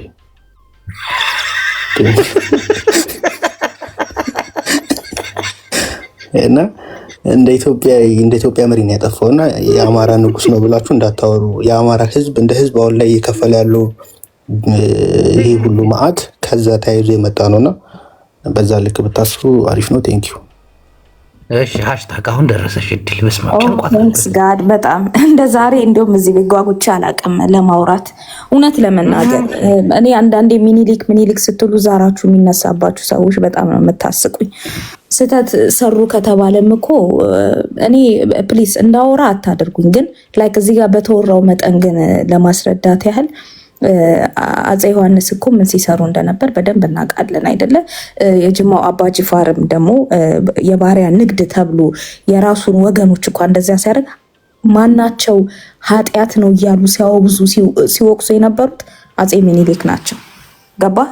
የራስህን ዘር እንዴት ለባሪያ ንግድ ብለህ ትሸጣለህ ብለው እሳቸው ናቸው ሲሟገቱ የነበረው። እና እኔ ሆነም ቀረ ስህተታቸው አለ። የእነሱ ስህተት ግን ለእኔ የአባቶቼ በየትኛውም ማቅጣጫ አልኩ ኢትዮጵያዊ ሆነው የጦናም ንጉሶች በላቸው ጠቅላላ ሁሉ ኢትዮጵያ አባቶቼ እችን ኢትዮጵያ የምትባልን ሀገር ደረቴን ነፍቼ ከባርነት ቀንበር ያወጡኝ እነሱ ስለሆኑ እኔ ለሁሉም ክብር አለኝ። በየትኛውም አቅጣጫ ቢሆን ማለት ነው። እንደ ታሪክ ስህተት ይሰራሉ። ማንም ሰው ደግሞ ስልጣንን ለመያዝ ሲባል እርስ በርስ ብዙ መነካከስ ይኖራል። ግን አንተ ለሀገር 5 ነገር ያላደረግ ሀገርህን ጭራሽ አሁን ደግሞ በዘመናዊ ባርነት አሳልፈ እየሰጠ ካለ እውቀት ዘርን ከዘር ሃይማኖትን ከሃይማኖት እያባላ የምትውል ትናንትና ያለፉትን አባቶቼ ማላገጫ ልታደርጋቸው አትችልም። ወይም ደግሞ እያንዳንዳችን አፍ አውጥተን መስደብም ማንቋሸሽም መናገርም አንችልም። ይሄንን ደግሞ ካልከኝ በንግስና ዘመን እኮ ኢትዮጵያ የምትመራው በአንድ ባንዲራ ነበር። ኢቭን ስቲል ነው እኮ ዩናይትድ ስቴትስ እኮ የምትመራው በአንድ ባንዲራ ነው። ወሬቨር የትኛውም ስቴት ላይ ይሁን አንድ ባንዲራ የአሜሪካ ባንዲራ ነው ያለው። በንጉሶች ዘመን ቆይ በንግስና ፕሊዝ በንግስና ኢንተራፕት አታድርገኝ ፕሊዝ። ለጥያቄ ነው። ኢንተራፕት አታድርገኝ። የራሳቸው ባንዲራ የላቸው። ኢንተራፕት አታድርገኝ። የላቸውም ወይ? የኔ ተራ ነው። የለም እያልኩ ነው። የለም ኢንተራፕት አታድርገኝ። አንድ አሜሪካ አንድ ባንዲራ ብቻ ነው ያላት። ስቴቶች የራሳቸው ባንዲራ የላቸው። የላቸው። ስማኝ ምንም በተአምር ሀሳቤን ልትቀያየረው አትችልም። ሀሳቤ ላይ አታቋርጥም። ቤት ነው ከፈለክ ከሶር ላይ መጥተህ ሳራ ፕሊዝ ቆይ ፕሊዝ ተራዬ ነው። ተራ ሲደርስ የማይታወሪያለሽ ልክ በእኛ ጀኔሬሽን ላይ ንግስናው ሲቆም እዛች ኢትዮጵያ ምድር ላይ ንግስና ሲቆም ይሄ የፌዴራል መንግስት ምናምን የምትለው ወደ ስልጣን ሲመጣ ምን መጣ? የብሔር ብሔረሰቦች ባንዲራ መጣ። ኢትዮጵያ በምን መከፋፈል ጀመረች? በባንዲራ። ከዛ በኋላ ነው የኢትዮጵያ አበሳ የጀመረው። ብሔር ብሔረሰብ ተባለ፣ ክልል ተሰጠ፣ የክልል ባንዲራ ተሰጠ። ይሄ ግዛት የኔ ነው፣ ይሄ ግዛት ያንተ ነው የሚል ይሄ ኋላ ቀር የሆነ አስተሳሰብ ኢትዮጵያውያን ላይ ጫንቃ ተጣለብን ማለት ነው። ስለዚህ አባቶች ትናንት ሲመሯት የነበረው በአንድ ባንዲራ ነበር። ዛሬ ግን አንተ ዘመናዊ ባርነትን እላያቸው ላይ ስትጭን 99 አይነት ከለር ባንዲራ ይዘህበት መጣ። ሰው ለየትኛው ባንዲራ መውደቅ አለበት? አሁን ላይ የምታየው ለክልሉ ባንዲራ። ዛሬ ትግራዋይ የትኛው ነው ባንዲራ ብትለው ቀይ ቢጫ ምናምን ኮከብ ምናምን ይልሃል። አማራ ብትለው አረንጓዴ ቢጫ ቀይ ይላል። ኦሮሞ ብትለው ያው የኦነግንም ይጠራልሃል። ከፈለገ ደግሞ በፌዴራል መንግስቱ ያለውን ባንዲራ ቀይ ጥቁር ምናምን ይልሃል፣ ነጭ ይልሃል። ይሄ ሁላ ምን ነው ከአባታችን የወረስነው ነው። ከአባቶቻችን ማንም አላወረሰም። ያወረሰህ ቲፒኤልኤፍ ነው። አባቴ የምትለው ቲፒኤልኤፍ ነው። አባቶቻችን እኛ እንሻላለን። ይኸውልህ ስማኝ ልንገርህ፣ አባትህማ በአንድነት ቆሞ አልኩ። የትኛውም ችግር ሊኖር ይችላል። የትኛውም ነገር ሊኖር ይችላል። ታሪካችንን ወደኋላ ብናይ እኔ እናንተ እዚህ ጋር እንከራከር ምን ሆናል? ሶማሌን ሂደው አስገብረዋል። ስማ ልንገርህ፣ እኔ እኮ ላውራ ተረይ እኮ ለምን ሀሳብ ተበታትነዋል? እሺ ይኸውልህ አረንጓዴ ቢጫ ደግሞ ተራሳይት ደንበይ ጆሮ ነው ያላት እቺ ልጅ ምላስ ነው አልገባኝ። ቀጥ ያሽታክ ቶሎ ቢለ ተረኛ ነው። ትናንትና በየትኛውም አቅጣጫ አልኩ አባቶቼ ስልህ ይደርስሽ ለምን አትጠብቂም አንቺ? ፕሊዝ አንዴ በየትኛውም አቅጣጫ ስልህ ኦሮሚያን እያነሳው ነው፣ ትግራይን እያነሳው ነው፣ ሌላው ብሔር ብሔረሰብን እያነሳው ነው፣ ደቡብንም በለው ሁሉንም እያነሳው ነው። እያንዳንዳቸው ለዛች ሀገር ዋጋ ከፍለዋል። የአንድነት ሀገር ሰጥተውክ ዛሬ ደግሞ በእኛ ጀነሬሽን ላይ ምን መጣብን? የመከፋፈል የቀኝ ግዛት ባርነትን ጭነውብሃል እላይክ ላይ። አባቶች ግን ትናንት ያስረከቡህ ንጹህ ሀገርህን ነው፣ ከባርነት የተላቀቀ በቀኝ ግዛት እንዳትገዛ በራስ ቋንቋ እንድታወራ። ንግስና ላይ እኮ ምኒልክ ንጉስ ነበረ ሲባል ኦሮሞን እኮ እንደ ዳይኖሰር ከዛች ምድር አላጠፋም። የአማራ የበላይነት ነበር ከተባለ ትግራይን ከዛች ምድር አላጠፋም። ቋንቋክ እየተነገረ ነው፣ ባህልክ እየተደረገ ነው፣ አመጋገብክ ሁሉ ነገር ካለ። ስለዚህ ምንም ጠፋው ልትልበት የምትችለው ምክንያት የለህም ማለት ነው። ከዛ በኋላ ግን እንግዲህ ስልጣን ላይ ከመጣ በኋላ ግን ያለውን ነገር የባንዲራ ክፍፍል ታውቀዋለህ። ቴንኪዩ። ይሄ የአባቶቻችን ታሪክ ነው። አባቶቻችን ያመጡት ታሪክ ነው። ሲያስገብሩ በባርነት ሲሸጡ ባሪያ ሆነው ሲያሰሩ የነበሩ በተለይ አባቶቻችን በጣም ግፈኞችና ነውራቸው የበዛ ትችል ሪስፔክት እያደረክ ያንተን እናትና አባትን ትልቅ ሰው አዳምጪ። አባቶቻችን ያንተ እናትና አባት ትልቅ ሰው ናቸው። አሁን በቃ አበዛሽው፣ እናቴ ትሙት አበዛሽው። እንዴ ምን ነው በተራ እናውራ እንዴ? አባቶቻችን ጥሩ ታሪክ የላቸው እናውራ ብንል ይሄማ መብራት አስገባ፣ ባቡር ሀዲድ ዘረጋ፣ ባቡር ሀዲድ እናቱንም አባቱንም ዝም በይ። ባቡር ሀዲድ ያስገባው ፍራንስ አይደለች እንዴ? መብራት ያስገባው እንግሊዞች ምናምን። እነዚህ አባቶቻችን ራሱ ተመራምረው ምናምን እናትና አባት ግን ስልክ ገባ ይላል። ስልክ ያስገቡት እንግሊዝ። እስቲ ፖፖላር ይቀጥል። ስልጣኔ እንትን እውነቱን ማውራት አለብን። አባቶቻችን በዘመናቸው መልካምም ስራ ሰርተዋል፣ መጥፎም ስራ የተሰራው ታሪክ አለ። መጥፎ ታሪክ ስንል ምን ማለታችን ነው? ከወቅቱ ጋራ ለምሳሌ የባሪያ ፍንገላን ከተመለከትን በደቡብም በሰሜንም ያለው ሰው ባሪያ ፈንግሏል። ደቡብ አካባቢ የነበረው ሰፊ የባሪያ ፍንገላ አባጅፋርን ስጠራ፣ ሰሜንም ቀይ ባሪያ ነጭ ባሪያ ይባል ነበር በዘመኑ። ይሄ ደግሞ በታሪክ ላይ ተሰጥቷቸው አባቶቻችን ጨካኝ አረመኔዎች ናቸው። የእርስ በርስ ጦርነትም ከሆነ በዛ እርስ በርስ ጦርነት ውስጥ ሁሉም ተሰማርቷል። አንድ አካባቢ ሌላ ቦታ ነው። ይኸውን ባሪያ የምንላቸው ሰዎች ከሆነ ቦታ ላይ በጦርነት ተይዘው ወደ ሌላ ቦታ የሚሄዱ ናቸው። በዛ በጦርነት ህይወታቸው ውስጥ ማለት አንድን አካባቢ ለማስከበር ሌላው በሌላው ላይ ይዘምት ነበር። ስለዚህ ግን ይሄ ማለት በእኛ ኢትዮጵያ ውስጥ ብቻ የነበረ ታሪክ አይደለም። ሌሎችም ዓለማቶች በእንደዚሁ አይነት በባርነት ህይወት ውስጥ አልፏል። አሁን ብዙዎቻችን የምንከራከረው ስለ ባንዲራ ምናምን አሜሪካን ስቴት ውስጥ እያንዳንዱ ስቴት የራሱ ባንዲራ አለው። ነገር ግን እነሱ የፌዴራሊስት ባንዲራ የሚባለው ነው። ሌላኛው ደግሞ የሀገር ባንዲራ አላቸው። የሀገር ባንዲራ የክልል ባንዲራ የምትሉት አሁን ስቴት ባንዲራ የሚባለው ነገር ከክልል አልፎ እንደ ትልቅ ከአርማ ባሻገር የሀገር ሰንደቅ ዓላማ ማለት አይደለም። ሌሎች የኮንፌዴሬሽኑ አርማ አላቸው፣ የሀገራዊ አርማ አላቸው። በአንድ ሀገር አርማ አንድ ኔሽን መፍጠር ይቻላል። አንድነትን በዛ አርማቸው እንደ ሀገር ሪፕሬዘንት የሚደረጉበት ህይወት አላቸው። ግን መልካምም ስራ ሰርተው አልፈዋል። ሀገር አስረክበውናል አባቶቻችን። ያም ተፈጥሮ እርስ በርስ እከሌ ተሰዳድበውም ተናንቀውም ተገዳድለውም ባሪያና አፈር ገዢ አፈር ማነው ጭሰኛና የአፈር ማነው የመሬት ከበርቴ ሆነውም አልፈው ግን ሀገር አስረክበውናል። ሀገር ያስረከቡን ዛሬ ያለንን ሀገር አይተናል። ለምሳሌ ሌሎች ሀገሮች ጦጣና እያባረሩ በቀስት እየመቱ የሚበሉ ሰዎችን በነበሩበት ዘመን እምነትን ይዘው ፊደል ቀርጸው በመልካም ስራ ሰርተው ቋንቋ አምጥተው እኛን የራሳችን ቋንቋ የራሳችን ፊደል የራሳችን ማንነትን አውቀን እንድንኖር ሀገር እንድትኖር ስማ መቼም የሰው ልጆች ነንና በምልክት አናወራ አባቶቻችን ያወርሱናል እንዲህ ነው አይደለ አይ ከነጮች ይሄ በነጮች ውስጥ ገብተን መከራና ስቃይ ዛሬ ፒተርና ምናምን እንባል ነበር እኔ እናንተ እና ከዛ ውስጥ አይደለም እውነትን ለመመስከር ነው አሁን ላለንበት ችግር አባቶቻችን ተጠያቂ ናቸው አይደሉም አሁን ላለንበት ችግር እኛ ነን ተጠያቂዎች አንድ ጥያቄ ልጠይቀው በዛ ታሪክ ውስጥ ብዙ አንመጻደቅም የተሰሩ መልካም ነገሮች አሉ መጥፎ ስራዎች አሉ ግን ዛሬ መልካም ስራ በመስራት የነገን ማንነታችንን ማደስ አለብን እሺ ፖፑላር አንድ ጥያቄ በዛ የዘመለስልኝ በእናትህ ልጠይቅ እኔ እኮ ለዛ ነው የምወደው ፖፑላር አንዳንዴ ትዘባርቃለህ ቆይ እስቲ በእናትሽ አንዴ ዝም በይ አንድ ጥያቄ ልጠይቅና በዛው አስኬደው በእናትህ አሁን ፒተር ትባሉ ነበር በራሳችንም ስም አንጠራም ነበር ስትል ነበርና አሁን የኦሮሞ ተወላጅ አንዱን ጫላም ብትጠይቀው እኔ አበበ የተባልኩት ከመጣው ስራ አንፃር ሁኔታ አንፃር ነው ይላልና ማንነቱን ራሱን ባህሉን አልሆንኩም ይላል ያው እርስ በርስ ካለን መገዛዛት የተነሳ ነው በዚህ ልክ አሁን ኦሮሞ ጫላ መባል ሲፈልግ አበበ የሆነው ገባ ያ እንዴት ታያዋል እርስ በርስ ተገዛዛት ይሄን ማንሰጣ በኋላ ይሄንን ማንሰጣ ይሄን ጥያቄ ወይውል አንዴ ልንገራ በአማርኛ በፕሬሸር አይደለም አረ እነዚህ ሰዎች ማን ያማረ ጠበቃ ያደርጋችሁ እናንተ ስለ ስርዓት ያዙ እንጂ ይኸውልህ በኢትዮጵያ ታሪክ ውስጥ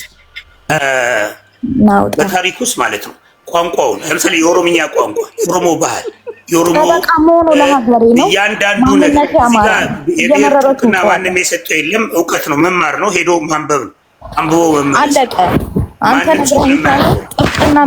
ነገር ምናወራው ስለ አማራና ስለ ምናምን ለአማራና የቤት ብሔረሰቦች ሁሉም ብሔር ብሔረሰብ ነው አለቀ ወንድሜ ቀጥል ፖፑላሪ አንድ ተረኛ ይቀጥል እስቲ አሁን ይደርሰናል ወንድሜ ሻቢያው ሚውትን አንሳ ነው ቡላላ ይሁን ነገር ብሎ ነበር በመልስለት ደስ ይለኝ ነበር ውሸት እቺ ይደርሳል ፖፑላሪ ማርያም ጅቦ ያ ቀጥል ስማ እኔ አሁን በራሴ እንትን ላውራ እኔ 5 አመት ኢትዮጵያ ኖሬ ያለው እግዚአብሔር እና የኢትዮጵያ በቃ አንድ ለመሆን በጣም ከባድ ነው አማራ ኦሮሞ ትግራይ ይሄ ነገር የኢትዮጵያውያን ነው ኤርትራውን የሚመለከት ያ እኔ ሶስቱም ክልል ነው ኖሬ ያለው ኢትዮጵያዊ ሆኗል እኮ ኤርትራዊ ኖ ሞር ኤርትራዊ ኢትዮጵያዊ ነው አውራ ናና እግዚአብሔር እናትቱ እና ስማ እና የተሻለ መብራት የሚችል ሀገር እንዳየው የትግራይ ህዝብ ነው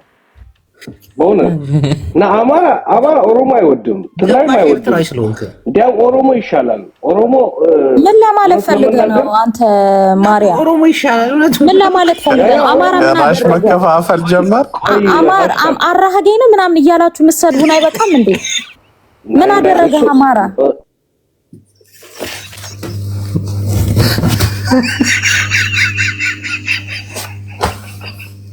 አንዳንድ ኤርትራ እኮ ካፋቸው ያመልጣቸዋል ኦሮሞ ይሻለናል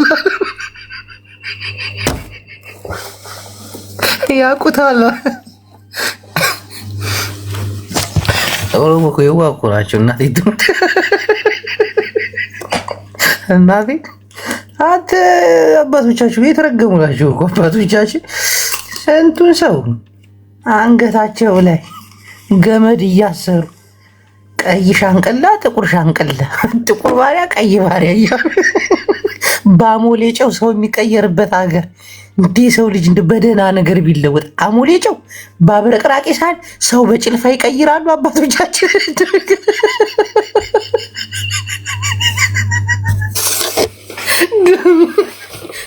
አባቶቻችን ለስልጣኔ ያላቸው ነገር ስልክ አስገብተዋል የባቡር ሀዲድ ዘርግተዋል ወላሂ በይ የትኛው ፈላስፋ ነው ባክሽ ምን እንግሊዞች አይደል ሊወሩንና ሊገዙን ባቡር ሀዲድ መንገድ ሲሰሩ የነበሩት አባቶቻችን ከበቅሎ አልፈው ነው ስልክ ያስገባው ምኒልክ ነው ይላል ከየት ነው ያስገባው ፓስተር እንዴት ነው ሰላም ነው ፍቅር ይዘው አያችሁ እንዴት ነው በፍቅር አምላክ አው ሰማ ፍቅር ይዘብ ነብይ ፍቅር ይዘብ ሚኒሊክ ስልክ አስገባ ይላሉ። ስልጣኔ ማለት አሁን ስልክ ማስገባት ስልጣኔ ነው። ነጭ የሰራውን ስልክ ጎትቶ ማስገባት።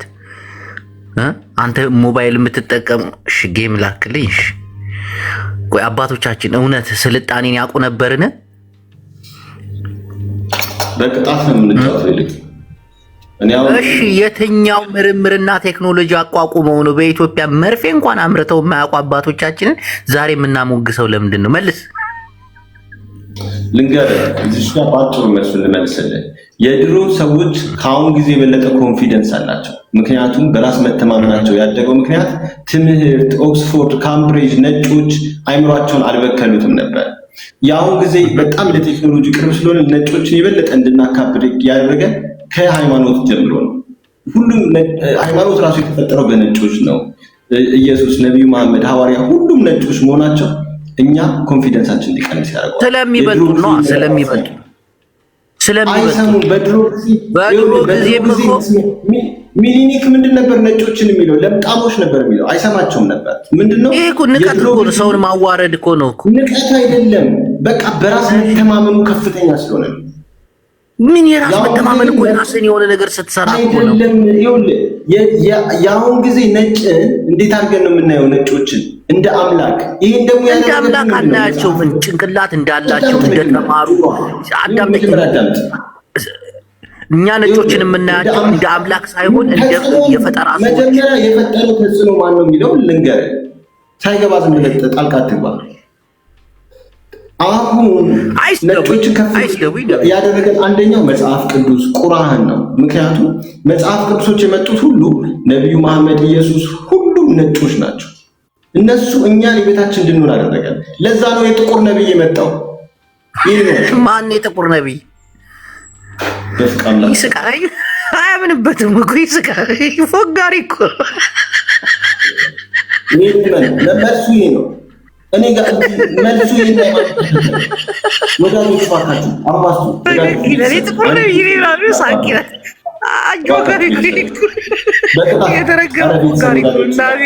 ቤተሰቦች፣ ዘመድ አዝማዶች ጠልጣላ አንተርጉም ነብዩን አባት ለምናለህ የሆነ ብሔር ላይ መልከስከስ አለብኝ እንዴ? ለእናንተ አበባና ምናምን ይሻላል። ይኸውልህ አያችሁ፣ ትክክለኛው እሱ ነው። በቃ ሃይማኖቶች የመጡት ከነጮች በመሆናቸው ምክንያት የኛ የጥቁሮች እኔ ስለ አባቶቻችን ነው ያወራሁት። እኛ አፍሪካውያኖች ዳ የሆንበት ምክንያት ሚስጥሩ ሃይማኖት የተፈጠረው በነጭ ስለሆነ ነው። ከዛ በኋላ ሁሉም ነገር ምንም ሚስጥር የለውም። ነጮች ይሰራሉ፣ ያመርታሉ። አዳምጤኛ ጥቁሮች ከነሱ አክሰም ነው። እሺ ጥቁር የሰራውን ነገር አፍሪካ ከአውሮፓና ከአሜሪካ አንሶ መሰለህ እንዴ? መሬት ምን ይሰራል?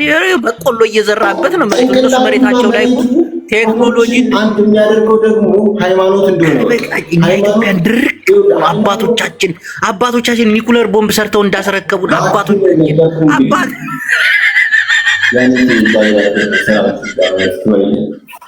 ሰላም ድንቄም አባት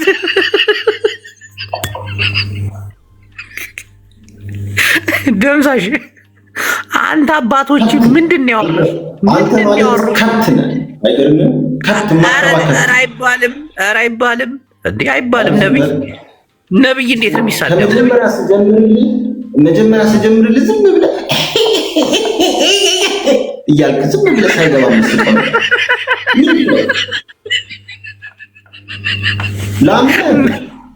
ነብያችን አንድ ጥያቄ ጠየቅኩኝ። በረከት በእውነት በረከት ሰላም ከበረከት እስራኤል ሳምስራውን ያራዳ ይመጅ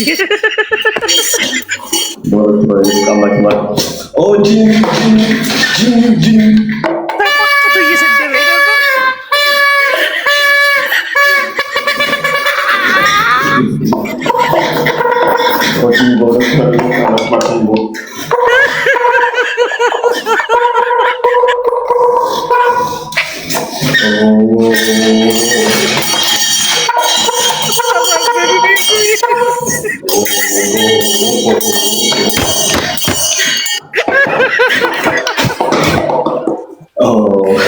በረከቱ 3000 አስገቡ። 3000 እንደምን 3000 አስገቡ። ይቀጣይ ሰውዬ 3000 እንደምን 3000 መቀጣት ነበረበት። ይሄ የአባቶቻችን ውጤት ነው። ያያችሁ ሰው አመሰግናለሁ። እውነት በረከት በእውነት የፍቃድ ባርክልኝ። በእውነት ሰላሙን ከበረከቱ መንፈሱን በጣም አብዝቶ ባርክልኝ። እውነት ወዳጆቼ፣ እውነት አክባሪዎቼ ግበሩልኝ። ነብይ ፍቅር ይዘም እየተማመንን ነው። ነገሮች ስንተማመን ነው የሚሆነው። ገባ? ዝም ብሎ በደረጃ አንተ እኮ እያመንከኝ አይደለም እኮ አባቶች ምን አወረሱ ስልህ እኮ ምንም አይደል። እኔ ያወረሱት ሁሉ ነገር የፍቅር አምላክ ነው። ማንም አላወራ። እንደው ጥላቻ ነበር የሚያወርሱኝ ከነሱ ሰማ አባቶች ጥላቻ ነበር የሚያወርሱት። እኔ የወረስኩትን መቀበል አለባችሁ ሁላችሁ። እሺ ይሄ ነው በቃሽ። ፍቅር ይዘህ እንዳይደብረን የሌሎችን ላስገባና እዚህ ስለ አባቶቻቸው ልንገራቸው ትንሽ እንዳይደብርሽ አራዳልሽ። እሺ እሺ፣ ሌላ ቀን ደግሞ እናወራለን። የአባታችን ውጤት ነው። አያችሁ፣ የራሱን እምነት ይዞ መጣ። ነጮች ይላል፣ ነጮች ወራሪዎች ይላል። ነጮች እስከ አፍንጫቸው ሰርተዋል። አባትሽ የትኛውን ቴክኖሎጂን ያስረከበሽ? ለትውልድ የሚሆን ምን ሰርቶ ሰጠሽ? ይህን እኮ መጠየቅ እኮ አንዳንድ አፈ ታሪክ ነው የሰጠሽ። ወሬ እንዲያርገን እንዲመቱ እንዲወርዱ በጀግንነት አስከብረን በጀግንነት ወጥተን ምና ውሸት ውሸት። እናቴ ትሙት ለረሃባችን ተጠያቂ እንዲህ ለነገር መብላት ተጠያቂ አባቶቻችን አባቶቻችን ሰው ባሙሌ ጨው እየለወጡ መርፌ እንኳን የማይሰሩ አባቶችሽ ለምን እንኮራለን? ባባ የራሳችንን ታሪክ እንስራ። እንትን ጅቦ ይቅርታ፣ ካርታውን በደንብ እያየሁት ነበረና አንተ ይሄ ካርታ መመሳ በጣም ነው የሚያሳዝነው። ኤኒዌይስ ተረግመናል። አንዳንድ ነገሮች ነው ዛሬ እዚህ ደረጃ የደረስ ነው። እግዚአብሔርን ወይ ረግመን በጣም እነሱ ይሰሩ እርግማን ሳይሆን ኃጢአት ነው።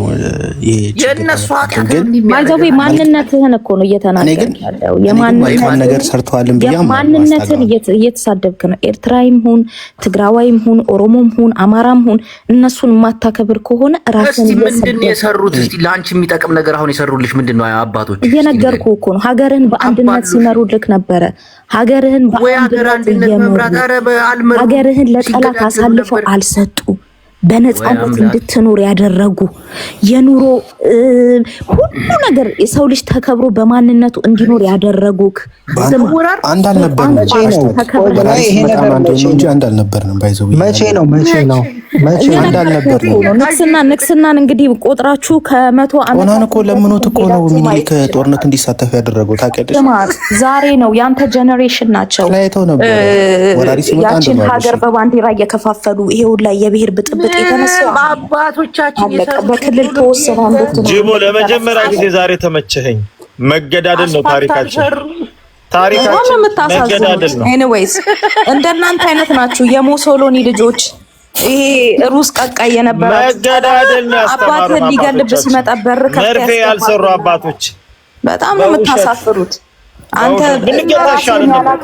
ታሪክህን ግን የሚገርመው በእንደናንተ አይነት ጠባብ አስተሳሰብ ያላችሁ እንደናንተ አጥቢያንቻ አርግሽን የፈተሽ አሜሪካ የገባሽ እሱቶ አንዴ አሁን እኔ እናንተ እንረጋገጥ ይባል አያትህን ነው ማስታወስ። ምንም ችግር የለብኝም። ታውቀኛለህ። አያቴ ገዛ ይገብረትሳይ ነው። ለምን አብሮበታለሁ? እኔ ምነግርህ በጣም የምታሳፍሩኝ ነገር የምጮኸው ስለ ግል ማንነቴ ንግስና አይደለም እያወራሁ ያለሁትኝ ካለፉት 100 እና ከዛ በላይ 200 300 ዓመታት በፊት የነበሩ አባቶቻችን በየትኛውም አቅጣጫ ቢሆን ክብር ይገባቸዋል። እና ክብር ከተገባቸው ለምን ነጮች ጋር ሄደሽ ትኖሪያለሽ? በነገራችን ላይ ያንተ ባርነት ሰጭቶኝ በእንዳንተ አይነት የባርነት አይዲዮሎጂ ሀገር የተሳሳተች አለቀ። እሺ በስርዓት ነው። ሃሽታግ አሁን የምጠይቅሽ መልሽ፣ አዳምጪ መልሽ። እንዴ አንቺ ደግሞ ዝም ብለሽ አታውሪ። አንድ ጥያቄ ልጠይቅሽ። ሪኖ የሚባለው መኪና ታውቂዋለሽ? የጣሊያን ምርት እንደሆነ wherever it is አንተ ሀገርክ ላይ ግን አምጥተው እንድትራመድበት አድርገዋል። ባቡርን ሲያመጣልህ አንተ እንድትንቀሳቀስበት አድርገውልሃል። ስቲል እስካሁን መገጣጠም አንችልም። እስቲ ምን ሰራሽ? መርፌ ሰርተሻል አንቺ? አንተን አድርገውልሃል እያልኩ መርፌ ሰርተሻል? ቡታንታ ሰርተሻል? እስቲ ንገሪኝ። እኔ በእናትህ ሆዳም የቅቅል ሆዱ የሚሸፈንለት ሰው ነው። ካልሲ ሰርተሻል? ካልሲ ክብር ካልፈለክ ደግሞ አጥረግርጌ ጉሮሮህን ነው የምዘጋልህ። ተሰደሽ ነው የምትኖሪው። ስቲል ነው ተሰደሽ ነው ያለሽ። አባቴ ያለሽ ተሰደሽ ነው። መጡ ደግሞ ሌላ አጫዋች መጡ። ሽማግሌው ክብር ይኑር። እስቲ ለሀጭን አትዘርጋ። እንደ ትልቅ ሰው ቁጭ ብለህ አውራ። በባክሽ ክንክና ትራስ ለሻውሪ እጋራ አፍን ዝጋባ። ትላልቅ ሰዎች ነው እንዲህ ነው በቃ። ክብር የማይወድልህ እኮ ነው። በቃ አባቶቻችን ያው ምን ሆነሽ ነው የምታብጂው? ተረጋጊ እንጂ አስታክ የቅቅል ማለት ነው። የአስር ዓመት ነው የምዘጋልህ አንተ ለማይ አፈን ዘግተህ የምትቀመጠው ነው አይባልም። አንቺ ገረድ ሩዝ ቀቃይ ማ እንዴ ኢትስ ሚ ሌፍሜን ተመልከቱ። አንተ ጭጋራም ቡሽቲ ጥምብ ቦርኮ ለማይ ዝም በይ ይሄን ፈልጎ አይደለ እንዴ? በቃ ሲስራ ሳሽ በቃ ጃ እኔ ነኝ የምቀድመው ቅዱስ ጅቦ። እሺ ቀጥል። አመሰግናለሁ በጣም አትቀባባ፣ እውነቱን ተናገር። እኔ እውነቱን እንደምናገረው ልቀባባ አይደለም። እግዚአብሔርን ውጪ የተሰሩት ቴክኖሎጂ ራሱ እኮ ያሽታጋ እንዴ ውጪ የተሰሩት ቴክኖሎጂን እንኳን ኢትዮጵያ እንዳታረጊ ብሎክ እንዳታረጊ። እሺ ውጪ የተሰራ ቴክኖሎጂን ቢሆን ወደ ኢትዮጵያ ማምጣትና ህዝቡ እንዲለምደው ማድረግ ለኢትዮጵያ ህዝብ በጣም ከባድ ነበረ። ሲኒማን እንደ ሰይጣን ነበረ የሚያየው፣ መኪናን፣ ስልክን ሰይጣንን ማናገር ይመስለዋል። መስታወት ያስደነብረዋል። ፎቶ የንጉሱን እንደሚመጣል ብሎ የሚያስቡ ናቸውና ያን ራሱ ማለማመዱ ትልቅ ነገር ነው። እግዚአብሔርን ፎቶ እንዳትነሳ ደምክ ይመጣጣል ይሉት ነበረ ምኒልክንና እንደምንም ደፍሮ ምናምን ጋርድ አቆሞ ነው የተነሳው ይባላል። ብዙ ነገሮችን በአንተ ጀነሬሽን እኔ እኮ አልፈርድባችሁም። ባይዘው እናንተ የሰራችሁት ለኢትዮጵያ ምንም አይነት ታሪክ ስለሌለ ያወረስካት አንተ ጋላ፣ አንተ ኦሮሞ፣ አንተ እያልክ ይሄንን ነገር አውርሰኸዋል ለአንተ ጀነሬሽን ገባ። ይሄ ደግሞ ገና ያንተ የልጅ ልጅ ሲያፍርብክ ይኖራል ገባ። ሲያፍርብክ አንተ አጋሜ ትለዋለህ፣ አንተ ምን ትለዋለህ። ይሄን ነው አንተ ላንተ ሪያሊቲ እኮ ነው እያወራ ያለው ታሽታግ እግዚአብሔር ሪያሊቲ እኮ ነው። አባቶች ግን ምን ታሪክ ነበራቸው? ለንጉሱ መኪና መጥቶለት መኪናው ላይ ሲወጣ ሞተ ብለው ህዝብ ተከትሎት መኪናው እንደያዘ ታውቂያለሽ። ኢትዮጵያ የምትባልን ሀገር እንደንትን ከፋፍለ ገነጣጥለ ደስ ሲል ትግሬን አጋሜ ትላለ፣ አማራን ሀራጌ ነው ምናምን ትላለ፣ ፎጣ ለባሽ ትላለ። ኦሮሞ ከዛ ነው የመጣው። ማሰድቡት ምን አለ አባቶቻችን ምን አወረስክ ብትባል በአንተ ጀነሬሽን ይሄንን ነው የጥላቻ መርዝ ነው ያወረስክ። ለሀገር ቆምክ የለህም። ሁልህም አስመሳይ ሆዳሞች ናችሁ። አለ አሁን እኮ አንተ ድሮ አባቶች ታሪክ ሰርተውል ባያልፉ ብለህ ታወራ ነበር እኮ ዛሬ። አሁን ምን እያወራሁ ነው ያለው? እሱን ነበር የምትለው። አሁን ፖፑላር ፊደል ይዘህ እስካሁን ድረስ አፍሪካ ሀገር እንደ ጦጣ የሚታዩ ህዝቦች አሉ። ለምሳሌ አሁን ያለውን ደግሞ ልንገር እንዴት ነው እንዳው እንደዚህ እንደሆነ እኛማ ስክሪፕት ኖሮ ማለት ፊደል ኖሮ በዓለም ደረጃ ኑሮ ነው የምንኖረው። ምናል ፖፑላሪ ከጦጣ እንሻላለን። እኛ አሁን ያለንበት ሲቪላይዜሽን ከሌላው ከነጮች በላይ ሆነን እኮ ነጮችን የምንረዳ ህዝቦች ነበር። ነጮችን እንረዳቸው። ስማ እኛ አውሮፓ ውስጥ አውሮፓ ውስጥ ያሉ ነጮችን ረድተናል በታሪካችን ውስጥ ማለት ነው። እነሱ ድርቅ ውስጥ ገብተው ስለዚህ መወቀስም ካለበት ቆይ ምንድነው ረድተናል። ኦፍ ኮርስ ይችላል። ማንን የረዳ ነው? መች ነው የረዳ ነው? ኦኬ እሱን ነው ማወቅ ያለብህ። ይነገርሃል። እሱ የኢትዮጵያ ታሪክ ነው። ለነጮች እኛ ረድተናል። ነጮች ሲጀምር የሀገር ስም አይደለም። ነጮች ከለር ነው። ሪሶርሳችንን ተጠቅመን ለነጮች ገጸ በረከት አቅርበናል። ለየትኛው ሀገር ነው የረዳው? ስንዴን የረዳው? ኖ ፋክት ነው የምናወራው። ከዛ ያለፈው ደግሞ እንግሊዝ እኮ በራሱ እንደ 90 እናንተም ልክ እንደ አባቶቻችሁ ወረኞች ናችሁ። አባቶቻችሁም እዚህ ቁጭ ዛፍ ስር ቁጭ ብሎ ሲያወሩ ነበር። አውሮፓና አሜሪካ ቴክኖሎጂን ሲቀናጁ ሳይንስና ምናምን ቴክኖሎጂ እንደዚህ ውጤታማ ሲሆኑ መኪና ሞተር ምናምን ሲሰሩ አባቶቻችሁ እንዲህ ዛፍ ስር ቁጭ ብለው ሲያወሩ ከሌ እንዲሆኑ ከሌ እንዲመቱ እንዲያየው ተሰቅሎ እኔ ሞጣ የሚመቸኝ እኮ ለዚህ እኮ ኦኬ። አባቶቻችን ምንም የሚያስደስት ታሪክ የላቸው። ስልክ አመጡ፣ ባቡር ዘረጉ ምናምን ይሄ ነጭ ውጤት በቃ እናቴን ልምጩን ይዞ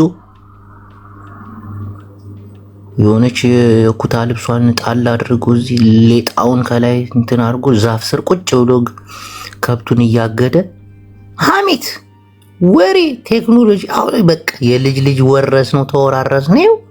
ልክ እንደ አባቶቻችን እንገዳደላለን፣ ቁጭ ብለን እናወራለን። አባቶቻችን እኮ በጣም በተለይ ለንግስናቸው ሲሸውዱን ነበር። እምነትህን ሊያጠቃ መጣ በለው፣ ሚስትህን ሊቀማብህ ነው በለው። በርስ ደግሞ በድንጋይ ሁሉ ሲቀጣቀጡ ነበር። ከዛ እንደገና ደግሞ ጣሊያን በሄሊኮፕተር በጀት ምናምን ጭንቅላታችን እንዲህ ምንድን ነው ይሄ በፈጣሪ ላገብን ሰይጣን ነው ምናምን እያሉ ወደ ብዙ ታሪክ ወረኛ አባቶቻችን እንዳለ ወረኞች ናቸው። እኛም ከነሱ ወርሰነው አይደል የምንገዳደል። ደግሞ የአባቶቻችን ደግሞ ያስጠላል እኮ። የኛ ይሻላል፣ ትንሽ ዘመናዊ ነገር አለ። ክላሽንኮፍ ምናምን እንጠቀማለን። እነሱ እኮ ይተራረዱ ነበር እኮ፣ በሳንጃ ይወጋጉ ነበር እኮ እርስ በርስ። የትኛውን ቴክኖሎጂ ነው አስረክብ? ጣሊያን ከአባቶቻቸው የወረሱት እኮ የመኪና ምናምን እናቴ ሪኖ የሚባለው አሁን ጣሊያን፣ እነ ማርሲዲስ እነ ቢኤምደብሊው ምናምን የጀርመን ምርት እኮ። እንዲህ አባቶቻቸው ብዙ ነገራት ነው። እኛ አባቶቻችን ምን አወረሱ? ወሬ እንዲህ ብሎ ትንሣኤ መጥቶ እንትን ገብቶ ሞጣ እኮ አንዳንዴ እውነቱን እኮ እናቴ ምን ከአባቴ የለመድሽው ሽመና ብቻ ነው። ሌላ ከብት ማገድ ምናምን ሌላ ምን አባሽ ተማርሽ አዳሪ? ከዛ እንደለመድሽ ቁጭ ብለሽ ማውራት። አሁን እኛ በሶሻል ሚዲያ ነው የምናወራት። አባቶቻችን ደግሞ አጋም ስር ነጠላቸውን ደርበው ቁጭ በድንጋይ 12 ጉድጓድ ቆፍረው በድንጋይ ገበጣ እየተጫወቱ ሲያወሩ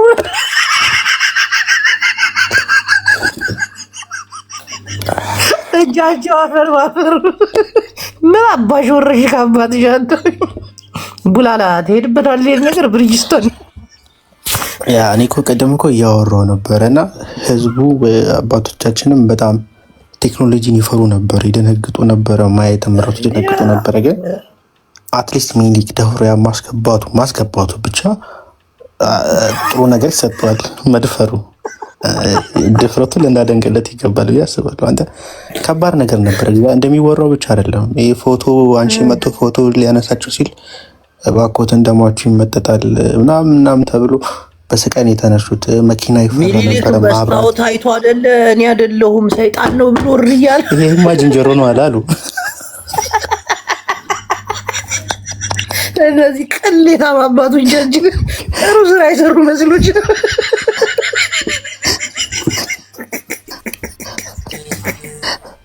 ጥቁር መሆናቸውን የሚያውቁት የዛኔ ነው። ሰምተዋል ማን ብሎ እንደጠራ ቀጥይ በብርጅስቶን እግዚአብሔር ኦኬ ኤኒዌይስ አንተ ከባባድ ነበር። ፕላስ ደግሞ እኛ ደግሞ በእኛ ጀኔሬሽን የተሰራው አልጨረስኩም እኮ አንዴ የመርዝ ጥላቻህን ነው። ብሔር ብሔረሰብን ስም እያወጣህ እየሰደብክ በየትኛውም አቅጣጫ ኢትዮጵያን እየሰደብክ ነው። አንተ የሰራኸው ይሄንን ነው አልኩህ እኮ። ይሄ አተላ ትውልድ የሰራው ኦሮሞን እንዲህ ሌላ ስም እየሰጠ ማንቋሸሽ፣ ትግሬውን ሌላ ስም እየሰጠ ማንቋሸሽ፣ አማራን ሌላ ስም እየሰጠ ማንቋሸሽ። የኛ ጀነሬሽን የተረገመ ነው። ምልክ ይሄንን ነው አባቱ ኢትዮጵያዊ ብለህ ያወራሉትን እኮ በደምብ ሳልሰማችሁ ነው እንጂ ሚኒሊክ ያን ነገር ደፍሮ ማስገባቱ አሪፍ ነው ብያለሁ። ግን ደግሞ አንዳንዴ ከጣሊያን ጋር እኮ አልተዳለቅንም። ምን አይነት ባንዳ እንደፈጠን ማርያምን ምን አይነት ባንዳ እንደሆናችሁ አላውቅም። ብቻ እንዴት ባንዳነትን እግዚአብሔርን ባንዳ ካለ እውነት እናውራ ከተባለ ቅድም አሁን ጅቦ ምን ብለሃል መሰለ? ምን አወረሱሽ አልከኛ? እኔ ጽድት ያለ ኢትዮጵያዊነት ማንነቴን ኦሮሞን እንዳከብረው እንጀራ ሆኖ የመኪና ቀለም እንኳን መቀየር አንችልም። በዚህ ታውቂያለሽ፣ የተሰራ መኪና ቀለም መቀየር አንችልም እንኳን መገጣጠም። ገባ? ከፍ ዝቅ ብዬ እንዳከብር እነሱ በማንነታቸው መስራት ባለብን ሰዓት እኮ የመኪና ቀለም መቀየር ይሄንን ነው ያስተማሩኝ። የቄስ ትምህርት ቤት ትምህርት ብቻ ተምረው እኔን ያስተማሩኝ ይሄንን የኔ አባቶች ያስተማሩኝ እቺ ኢትዮጵያ ነው። እንዳንተ አይነት ባንዳን እኔ አልቀበልም። ገብቷል? በቄስ ትምህርት ቤት እውቀት ነው ያንን ሀገር መቼም ወረኞች ፕሮፌሰር ሆነ ሀገር መምራት ተራሳቸውን ተራ በተራ ብናወራ ማለት ነው ጉዳቶች የሰሩትን ስራ እንረቅማቸው ነበር ቢገባን። አይ ተራ በተራ በስርዓት ብናወራ በእውነት እኔ ያሳምናችሁ ነበር። እኔ ሙሉ በሙሉ ግን እኔ ደግሞ አንድ ነገር ልጠይቅ አንተን ስለ አባቶቻችን ምናልባት በቄስ ትምህርት ቤት እኮ በየኔታ ትምህርት አንዴ ፖፑላር አንዴ ታሪክ የተሰራው አባቶቻችን ውጤት ነው የኛ ጅቦ አለ ሰራውን እኮ እየነገርኳችሁ ነው። አይዋጥላችሁም እንጂ እሺ አባቶቻችን ስንት ሚስቶች ነበሯቸው? ነው የዚህ ጀነሬሽን ጥቅሙ ይሄ ነው። አይ ቆይ አባቶቻችን ስንት ሚስቶች ነበሯቸው? እሺ ብዙ ምን አውቃለሁ ብዙ ትንሹ 7 ነው ያለው። 7 አሁን ደሃ ነው በቃ ምንም የሌለው 7። አዎ ፖፑሌሽናችንን ለማብዛት ነው ቁጥራችን ትንሽ ስለነበረ ነው። ስማ በድንጋይ ዘመን ሁሉም ዓለም ኑሯል እኮ ግን እየተቀየሩ አባቶቻቸው አስተሳሰባቸው ጥሩ ስለሆነ ስማ ጦርነት ሲገጥም እኮ እንዳሁኑ ጀነሬሽን አይደለም። ላይክ እንደ የኛ ግን ከድንጋይ ወደ ድንጋይ ሚሊየንም ነው የሚባለው እንደሱ ጀነሬሽን አይደለም። ልጆቹን ወደ አውሮፓ አሜሪካ ልኮ የደሃ ልጅ አይደለም ጦርነት የሚማገደው። የኔ አባቶች ግን ሚስቱን ከፊት አስቀድሞ ነው ጦርነት ሲገጥም አውሮፓ እንዳለ ያቁም ነበር። ወደዛ መሰደድ እንዳለ ስለማያውቁ ይሄንን ለምንድን ነው ሚስቱን ከፊት ያስቀደመው? የትኛው ጀነሬሽን የሴት ጀግና ከመሃልም ሆና ነው ጦርነት ስትገጥም የነበረው። ለማን ስትል ለአንተ ነገር የተሻለ ኑሮ ውጪ እንዳለ ቢያውቁ ነው አባቶቻችን ቁጭ ብለህ እንድትኖር ስላደረጉ። አንተ ግን አንተም እኔም እያንዳንዳችን የዚህ ጀነሬሽን ተጠያቂዎች ነገርኳችሁ። ስራችሁ ብሔር ብሔረሰብን መቦጫጨቅ ነው። ስም እየለጠፍ 99 ባንዲራ እየሰጠ ማንነትን መገንጠል። አባቶቻችን አውሮፓ መኖሩን እንኳን ይዛና ያምኑ ነበር። ንጉስ ኃይለ ሥላሴ ጣሊያን ስትወረን ፈርጥጠው የት ሄዱ? ፍራንስ ነው አይደል ሄዱት? የት ነው ሄዱት? እንግሊዝ። ምኒልክ ግን በዛ ሰዓት እንግሊዝም ምናምን መሄድ ስላልቻለ ዋሻ ውስጥ ነበር አድዋ ላይ የተደበቀ። መፈርጠጫ የለም የዛን የለም ማሞጫ እንጂ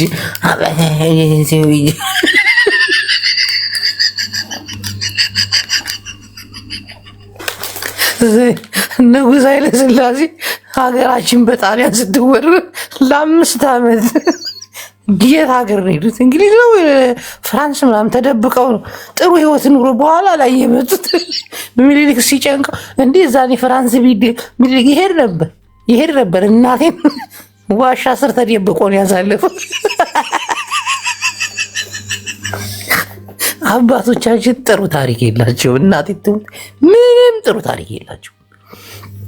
አሁን አውሮፓ የእንትን ጊዜ እኮ አልፏል። ልክ እንደ ኢትዮጵያን እኮ በጎራዴም ተዋግተዋል፣ በሃይማኖትም ተዋግተዋል ምናምን። እነዚህ አሜሪካ፣ አውሮፓ ድሮ በሰይፍ ፊልም አለ ራሱ። እናቴን ግን እየተሻሻሉ እየወረሱት ከልጅ ልጅ እየተወራረሱ የመጡት ነገር ወደ ቴክኖሎጂ፣ ወደ እውቀት፣ ወደ ፈጠራ፣ ወደ ምናምን። እኛ ወሬ መፍጠር ነው፣ ቁጭ ብለን መፈትፈት ነው። አባቶቻችን ይሄ ነገር ኃጢአት ነው እንዴ ማለት ነግሬሻለሁ፣ ይሄ ነገር ኃጢአት። ስሚ ልጅ ሞባይል እንዳትይዥ፣ ይሄ ሰይጣን ስራ። ቁጭ ብሎ ማውራት ነው። ኢሉሚናት የሚባለው እንዲገብቶ እንዲባናትሽ ይወጣል፣ ከዛ ራስሽ ላይ ይሰፍራል።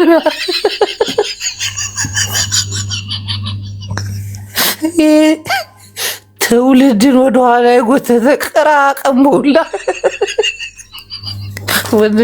አባቶቻችን ምንም የሰሩት ታሪክ የለም። ፖፑላሪ እንዳትዋሸኝ እናቴ። አሁን እኮ አባቶቻችን ሀገር አስረከቡን። ሀገር ምንም ሀገር አላስረከቡን። አገሩን ግማሹን ሽጠው ግማሹን ተደብረውበት እንዲህ ጅቡቲን ለ400 ምናምን ዓመት ብሎ ለ400 ሺህ ምናምን ዓመት ያደረጉት ሸውደውት አይደል? ከዛ እንደገና ደግሞ ኤርትራን ሸውደውት ምናምን ምንም የሰሩት ነገር የለም። እናቴ ትሙት። ትንሽ ሚኒሊክ ሶማሌን አመጣልን ቀምቶ እንጂ ሶማሌ እኮ ሶማሌ ነበሩ፣ ግን ሄዱ አመጣቸው በግድ። ሲወር ሲዋረር የነበረ ህዝብ ጥሩ ታሪክ እንዳለ እንፈር ታሪክ ለመስራት የአባቶቻችንን ታሪክ እናቴ ትሙት ከጭንቅላታችን አውጥተን መጣል አለብን። መጥፎውንም ደጉንም ጽፈን አንዳንዴ መርሳት አለብን። ወደ ራሳችን መመለስ፣ ወደ ፈጠራ፣ ወደ ምናምን። እናቴ ትውልዱ አባቶች ያስረክቡኝ ሀገር አባቶች እንዲያርገው ጀግኖች ናቸው። ጀግና የሰራ ነው፣ ህዝብ የለወጠ ነው ጀግና። ብዙ ነገር ውሸት እናቴ ትሙት። በተስፋ አትኑሩ፣ በውሸት አትኑሩ። አባቶቻችን ምንም አላስረከቡንም። ያውም አባቶቻችን የነሱ ግፍ ነው፣ የነሱ ግፍ የግፍ ግፍ። አውሮፓና አሜሪካ እንኳን በባርነት ሲወሰዱ እናቴ ተንከባክቧቸው እግዚአብሔርን ብዙ ነገር ኃጢአትን ቢኖር እንዴ ያሰሯቸው ነበር። እኛ ሀገር እኮ እንደዚህ የለም እኮ የሰው ልጅ እናኔን ሲረካከቧቸው እንኳን በዶላር በወርቅ ምናምን ነበር። ኢትዮጵያ ውስጥ እኮ በአሞሌ ጨው የሰው ልጅ በጭልፋ በአብረቅራቂ ጭልፋ 3 ባሪያ ይሸጥ ነበር እኮ ሀገራችን። ምድር አጭበርባሪ።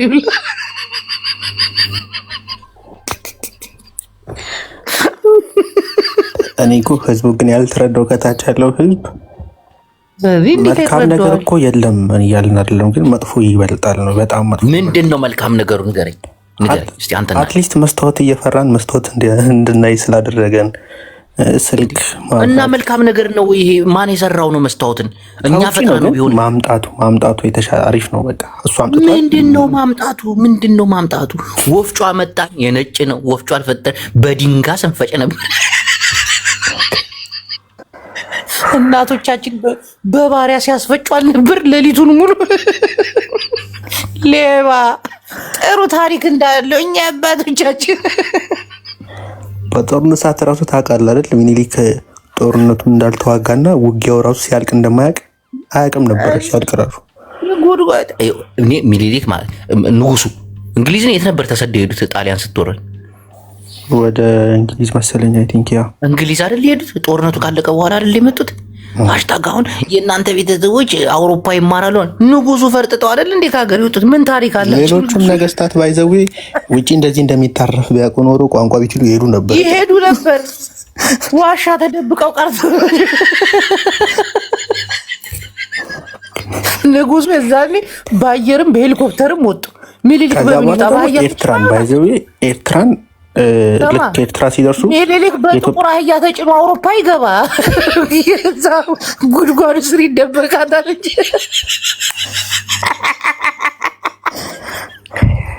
ዛሬ ማይሆን ቶፒክ አነሳክና ህዝብ እንነጋገር ጥግ እስከ ጥግ ድረስ። ብዙ ማዕተን ያመጣው የድሮ የአባቶቻችን ታሪክ ነው። አሁን ጭምር ነው እንጂ አሁን ጭምር ቲፒኤልኤፍ አይደለችም አሰብን ያመጣችው። ከመጀመሪያው ውጊያ ጀምሮ ልክ ኤርትራ ሲደረስ ኢትዮጵያ እስከዚህ ናት በቃም ብሎ ሄዱ። ኤርትራ 50 ዓመት ተገዛች። ከዛ በኋላ ኢትዮጵያ አይደለንም አሉ። ያው ደግሞ ህወሓት ስልጣን ላይ ሲመጣ ስልጣኑን ለማስጠበቅ ሻዕቢያ ስላገዘው ያን ነገር አሰብ እኮ ለኛ የማይሆን ነው ሙቀታማ ቦታ ነው ብሎ የተው ጅሎች አባቶች እኮ ነው ያሉን እኮ። አላወቀም። ጣሊያን መጣ እስክትወረው ድረስ ጣሊያን መጣ እስክትገነባው ድረስ ይሄ የአሰብ መሬት ለኛ የሆነን ሞቃታማ ነው ምናምን ብሎ እንዲህ ማሰብ የተሳናቸው እኮ ነው። ዝም ብሎ ጨዋማ መስሎት እኮ ነው። በኋላ ነው የተሸጠው አሰብ በኋላ ነው የተሸጠው። የውጊያው በኋላ እኮ ምንም አይሰራልንም ብለው ነው የሸጡት አባቶቻችን። እኔ ጥሩ ታሪክ እንዳለን እሰማለሁ። ጅቦ አትሰማለህ? እንትን ቀደም ኃይለሥላሴ እንግሊዝ ሄደው ነበር። ሚኒሊክ ዋሻ ነበረ ስትል አንድ ኢንተርቪው ትዝ አለኝና ሚኒሊክ ዋሻ ውስጥ ሆነው ልክ ከዋሻ ሲወጡ ጦርነቱ አልቋል የሚል የሆነ የአድዋ መታሰቢያ ላይ የሆነ ኢንተርቪው ሰምቼ ነበርና እሱ ነገር ምን ያህል እውነት ነው? ማርያምን እውነት ነው። የቡርቃ እውነት ነው። ዋሻ ውስጥ ነበሩ፣ ሲጠበቁ ነበር። ጦርነቱ ራሱ ማለቁን ራሱ ወራዲ አንስቶ ምናምን እኮ ነው የሚቆጠረው እኮ ውሸት። እናንተ እስከነበቁ ባይዘው ከሚኒሊክ ይልቅ ጊዮርጊስ ተዋግቷል። ታውቃለህ? ያጅበው አሉላ ነው የተወጋው። ጊዮርጊስ ተዋግቷል። ሊቅ አልተዋጋም፣ ጊዮርጊስ ተዋግቶ ነበር በሰዓቱ። ያው ታሪካችንን ለነጭ ብንሸጠውም ይሁን። ጥሩ ታሪክ እንዳለን እንፈር እናቴን። አሁን ታሪክ እንቀይር። ታሪካችን አስቀያሚ ታሪክ ነው። ወጣቶች ነን። ኃይልዬ ደግሞ ሲፈረጥጥ በጅቡቲ ነው የወጣው። ኃይልዬ በጅቡቲ ነው የወጣው። አዎ በጅቡቲ ነው የፈረጠጠው።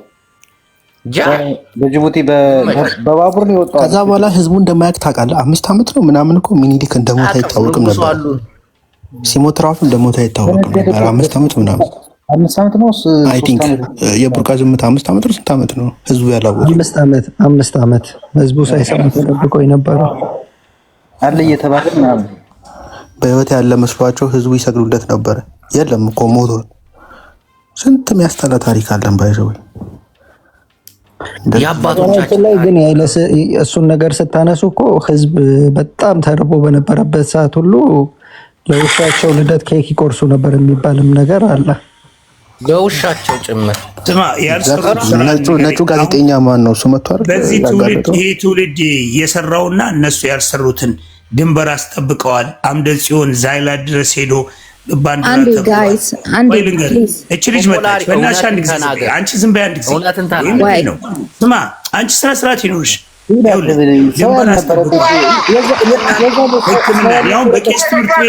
አንዴ በትልቁ አድርገኝ።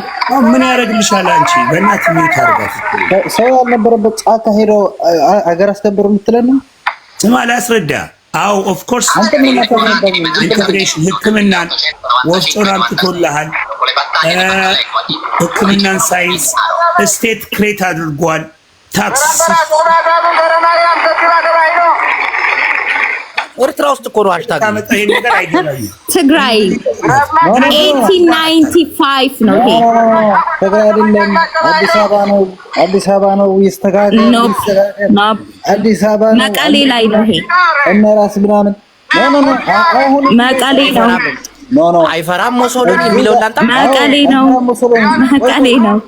አማርኛ ይቀጥላል። አማርኛ ኤኒዌይስ ቴንክ ዩ። ቆይ አማርኛውን አስጨርሽ አስገምጭን አምጪ ሃሽታግ እስኪ ኮረሽኒ ዘሽ በጫለሽ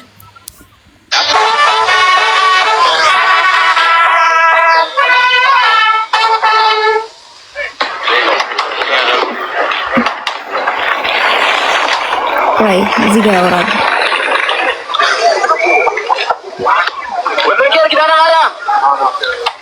አሁን ወደ ብሔር ገባችሁ። አሁን ይሄ ነው ያተረፍነው እና ከእናንተ ከመጀመሪያው እርስ በርስ ትባላላችሁ። ማመን ነው።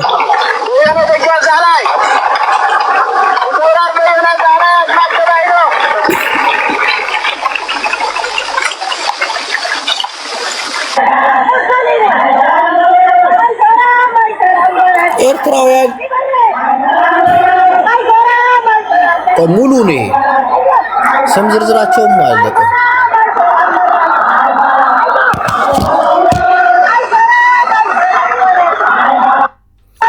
አሁን ምን መሰለሽ አሽቱይ አሁን ያመጣሽው ባንዳ ትግራይ ምናምን ለማለት ነው። እኔ ደግሞ ያልኩት አባቶቻችን አስቀያሚ ታሪክ ነው ያላቸው። እኔ ብዙ አሰማሻለሁ። ቆይ ብዙ በጣም ከምታስቢው በላይ ብዙ ዶክመንቶች አሉ። ኤርትራን ገዝተዋል። እኛ እኮ ገዝተዋል ብለናል እኮ አስገብረዋል። ንጉሱ ፈርጥጠው ሲሄዱ ገዝተውናል። ለ5 ዓመት ነው ምናምን ደህና አድርገው ገዝተውናል። አባቶቻችን አስቀያሚ ታሪክ ነው ያላቸው። አስቀያሚ ታሪክ እናቴን ይሄንን እንመን ነው እንጂ አንቺ አሁን ይሄንን ያሰማሽኝ ኤርትራን ገዝተዋል፣ አዲስ አበባ ድረስ መጥተዋል። ንጉሱ ሲፈረጥጡ በጅቡቲ በኩል መጥተው ደህና አድርገው ህዝቡን ቀጥቅጠው 5 ዓመት ሙሉ እንደፈለጉ አድርገውታል። በዛ ጊዜ አይፈራም መሶሎኒ እያሉ አስጨፍረውታል። ቀኛዝማች ግራዝማች የነበሩት እንዳለ የጣሊያንኛ ስም ተሰጥቷቸዋል። እምነቴን እኮ ነው እኔ የምልሽ። አሁን አንቺ ወደ ሌላ ነገር ሄድሽ፣ አይሻሽታግ ወደ ሌላ ነገር ሄድሽ። የትግራይ ባንዳ ምናምን ከሚለው ጋር ልታነጋገር ይሆናል። በዛ ደግሞ ከሄድ ብዙ ታሪኮች አሉ አሽቱዬ። እኔ የምልሽ አሁን ሁሉም አባቶቻችን ያወረሱ ሁሉም አጼዎች ምንም ተስፋ ቢሶች የማይረቡ ወረኞች ወሬን ብቻ ያወረሱ ናቸው። ጣሊያናዊ ነው ያለው መቀሌ። ወይኔ አምላክ! እኔ አንድ አሳይሻለሁ አሽቱዬ። አሁን ይሄ አንድ ነገር ልንገርሽ፣ አባቶቻችን ንጉሱ እኮ እንደፈረጠጡ ታውቂያለሽ? አዲስ አበባን ጥለው እንደሄዱ ታውቂያለሽ? ለምን ይሄን አታወሪም? የትኛው ንጉስ ነው ቁጭ ብሎ ያስከበረው? ህዝቡን ጥሎ አይደል ሄደው? በኋላ ነው። እኔ ብዙ ነገር አሰማሻለሁ። ተይው እሱን አሁን ወደ ሌላ አንገባም። ተይው። ለምን ሌላ ነገር ነው የሚመጣው? ህዝብ ጥሎ ብቻ መሄድ ሳይሆን ባይዘው ከሚኒሊክ በላይ ሲሪየስ እግዚአብሔርን ማን ነበር ይሄ በፈረስ ላይ የተቀመጠው ጊዮርጊስ ተዋግቷል እግዚአብሔር። ምክንያቱም ተዋግቷል ይላሉ ምስሉን ይዘው ስለሄዱ። ሚኒሊክ አገር ጥሎ ነው ሄደው። ሚኒሊክ ደግሞ ዋሻ ውስጥ ተደብቆ ህዝቡን ደግሞ አዲስ አበባን ትግራይና ኤርትራ በደንብ ተቆጣጥረው ለ5 ዓመት አዘፍኗቸው አስጨፍረዋቸው። በቃ ይህ የአባቶቻችን ታሪክ ነው እኮ ነው። ይህ የአባቶቻችን ታሪክ። ፕላስ ደግሞ ባሪያ ንግድ ላይ በጣም ከባድ ነበር። ባለጌዎች እና አባቶቻችን ነበር እንደ ባሪያ ወንድም ሴትም ተገዝቶ ይቀጠቀጥ ይመታ ነበር። ሲቀጠቀጡ ጋይስ ወደ ሌላ ምግብ እንኳን እንደ ምግብ አይሰጣቸውም። እንደ ማህበረሰብ መቼም እንደዚህ አይነት የቆሸሸ ፖለቲካ ውስጥ እንደማከተኝ ተስፋ አደርጋለሁ። አሁን ዝም ብለሽ እንዳታወሪ። አንድ ጥያቄ